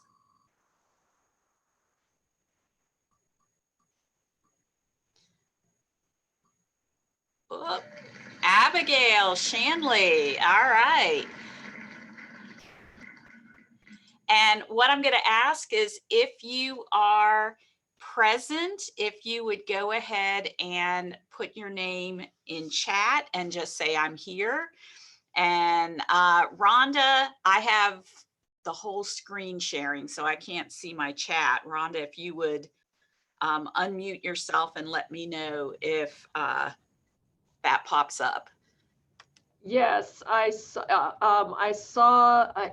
Abigail is in chat. I mean, Okay, she so is in the attendee list. okay, And Shanley. All right, awesome. Yep, and she's in chat. She says hi. She's Okay, there. awesome. Well, Abigail, you have won. Our next winner of the pennant and the little MTC on-campus kit. Let's see where we get to. Asia Martin. All right, so I do see Asia in the attendee list. Let's see. Yep, Asia says in chat, I'm here. Awesome. Okay, and then our next set of prizes. I love these. I'll just show you one real quick. These are amazing. They are engraved. Oh, there we, sorry. They have the Midlands Tech logo on them, and they are flash drives. Super cool. So we have 2 of those to give away. So let's see, the first one will go to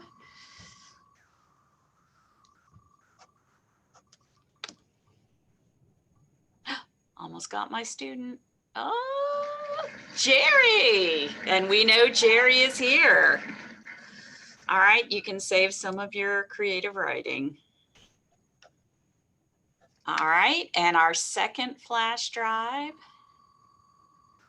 I promise I didn't set this up in advance. Tim Murph. I'm wondering if that's Tim Murphy. Is he in there, Rhonda? Let's see, I'm taking a look. I am not seeing a Tim Murphy in the attendee list. Tim, are you here? Perhaps your name is appearing, your official name might be different. If you're here, throw a message in chat. No, I'm not seeing, I don't think Tim is with us, Amy. All right, so we still have a flash drive up for grabs. Let's see. Maybe another writer. Ah. Verna, I promise this is not rigged. Okay, so Verna is our other flash drive winner. Awesome. And I know you've worked hard on your essay in the last couple of weeks, so 100%. Amy, is it possible for you to add a student into the thing real quick? Yes, I can. Cody Oren, O-R-E-N, is one of our AA history students who's about to graduate, and he registered a little later. I pulled this list early this morning. Okay. So if you can add Cody Oren in, that'd be great. All right. And then our next 2. Oh, also one more. We've got a couple more here to add in so we can get everybody a chance. Okay. Ransom, R-A-N-S-O-M, Weems, W-E-E-M-S. Okay. Sharon Rose. That's Sharon Rose McKendy, I think.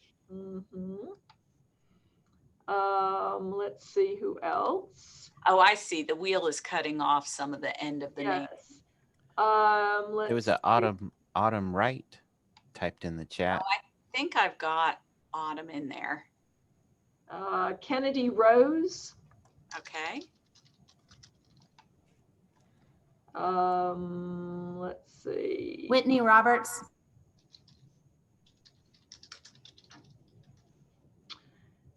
Jonathan Nielsen, N-I-E-L-S-E-N. Okay. And Nimaka Aneki, and that's N-N-E-A-M-A-K-A-A-N-E-K-E.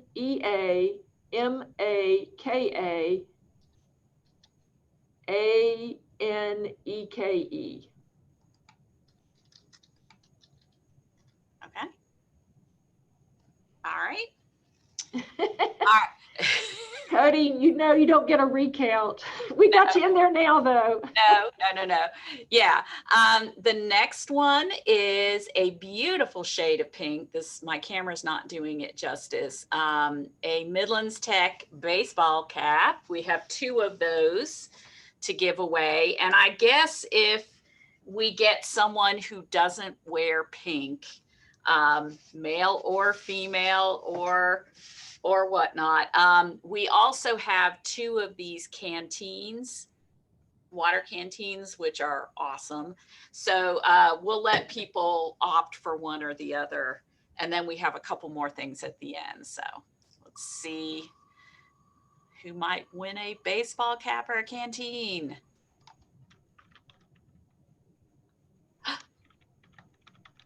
Alex. I know Alex is here. Alex, type in the chat if you want a baseball hat or the water canteen.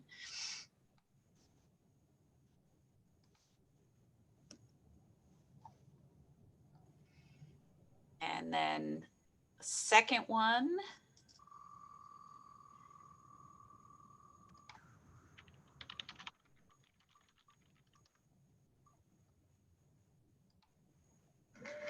Okay, Michaela Urkel.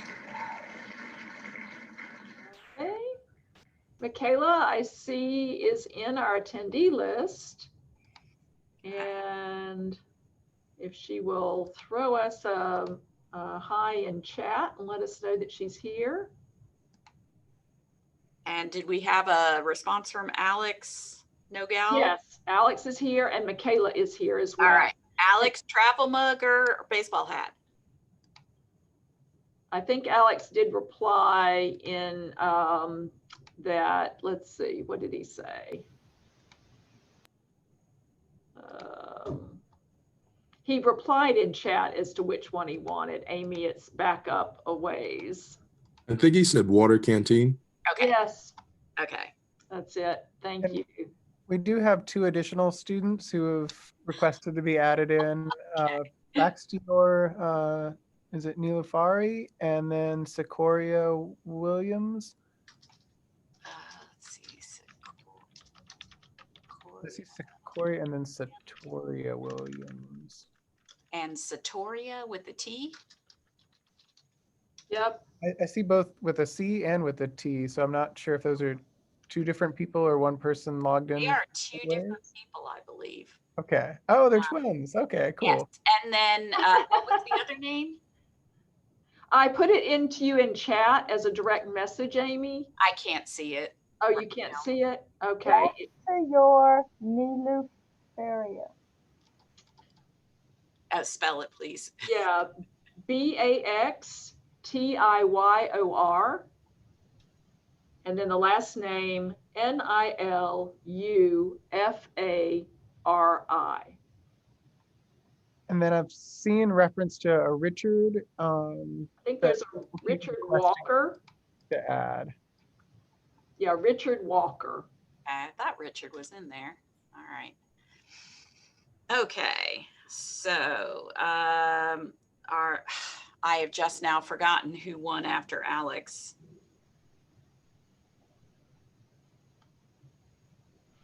Who did I just announce after Alex? Is it Michaela? Michaela, right.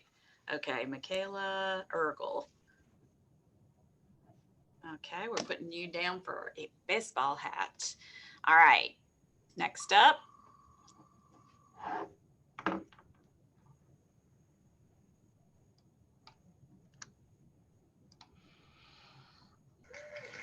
Dara Logan. Okay. Let's see. Dara is in the attendee list. Dara, are you with us? Yes, Dara is in chat with us. Awesome. Thanks, Dara. Okay, and then one more of the canteens.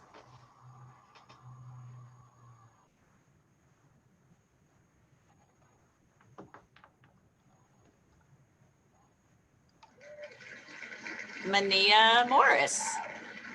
Sorry, I hope I'm pronouncing that correctly. I am not seeing Mania in the attendee list, although, as I said, if that is a student whose official name maybe is different and Mania, so let us know. No, I don't think Mania is with us. All right, so we still have another water canteen.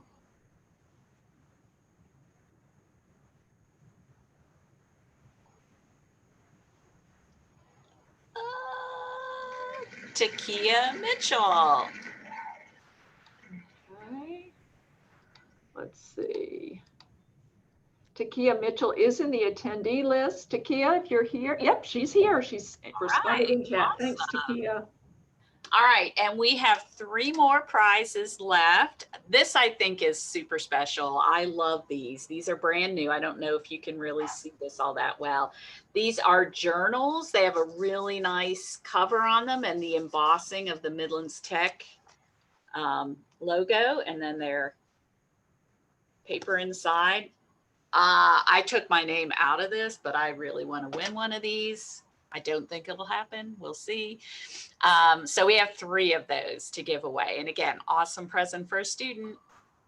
Let's see what happens.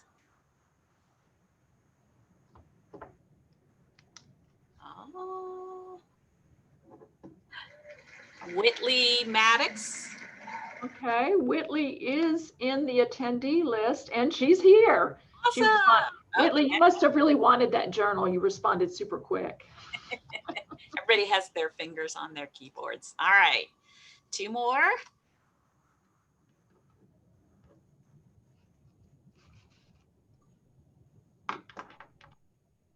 Tanya Labrador, all in caps. I am not seeing Tanya in our attendee list. She left, but that is my mom. Would I be able to pick that up for her? Oh, Nathan. Okay. She wanted to support, yeah. Yeah. Okay. We will put your name down, Nathan, and Okay. let's see if you share or let her have it. We'll see. Who knows where it ends up? In your conscience. You are the Thank writer, you. though. All right, 1 more. Well, and Nathan, tell your mom, thank you for being here to support the conference and to support you. That's wonderful. Thank you. And Kenija Halliburton. All right, let's see. Let's see, Kenija, are you here? I am not seeing Kenija in the attendee list, so I think she may not be here. She may be registered, but watching later. All right, so one more. Fingers crossed. Maybe my name will come up. It won't. All right. Jade Evans.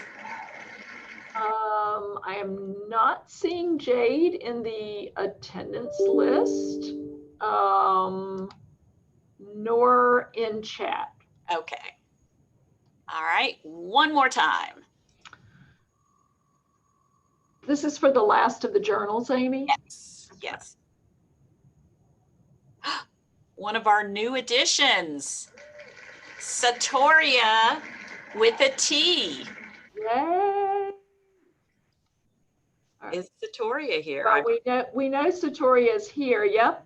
Now, Satoria, you and your twin, I might be fighting over this, I guess. No fighting. Well, Satoria's name came up. All right. and that is it for the Wheel of Names here. Those are a lot of fun. And again, we thank Dr. Rhames and his office for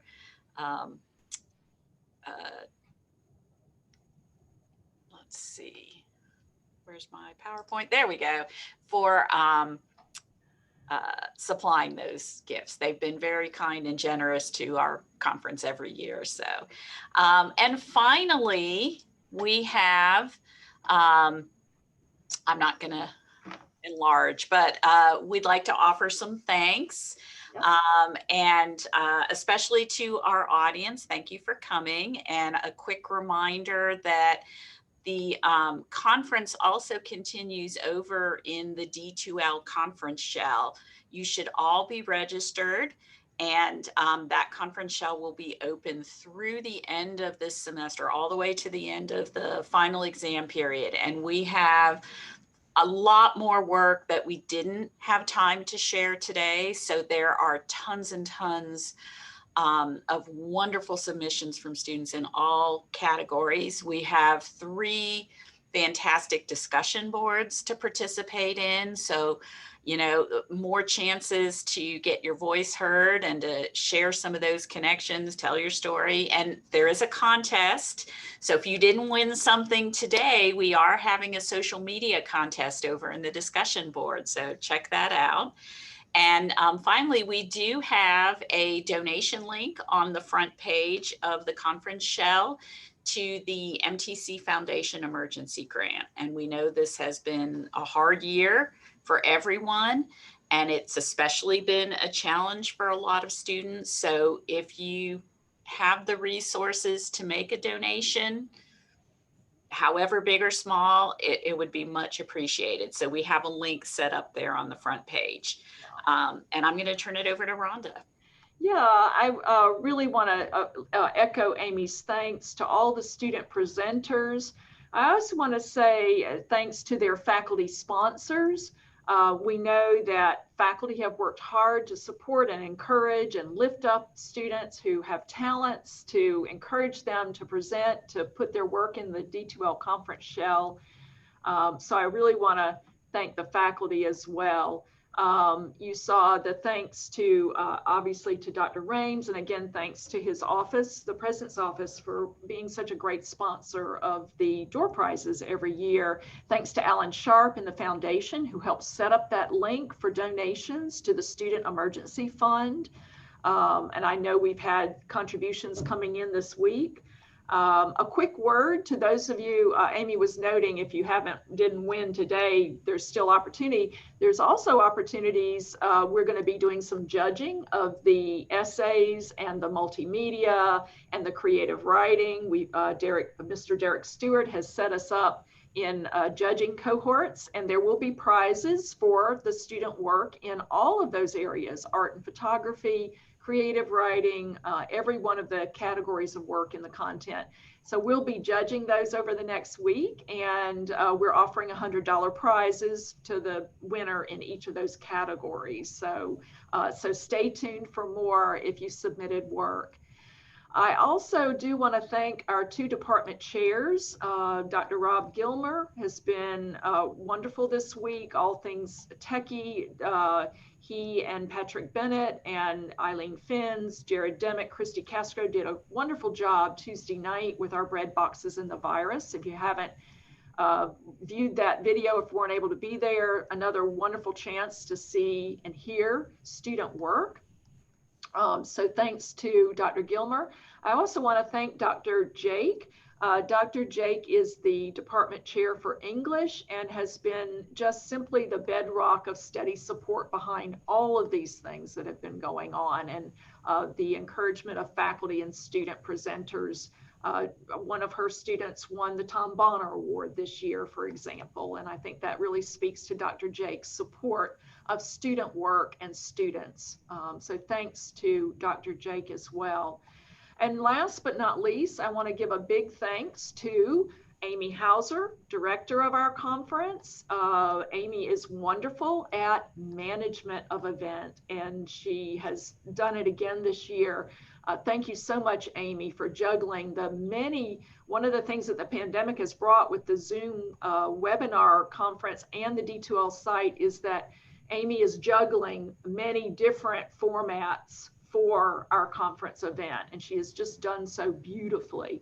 Our conference committee, I also want to thank those faculty members, including Errol Alger, Patrick Bennett, Kristi Castro, Vinnie Cortese, Jared Demick, Elena Martinez Vidal, Abigail Phillips, Derek Stewart, Mark Sutton, Rob Gilmer, and Jan Jake.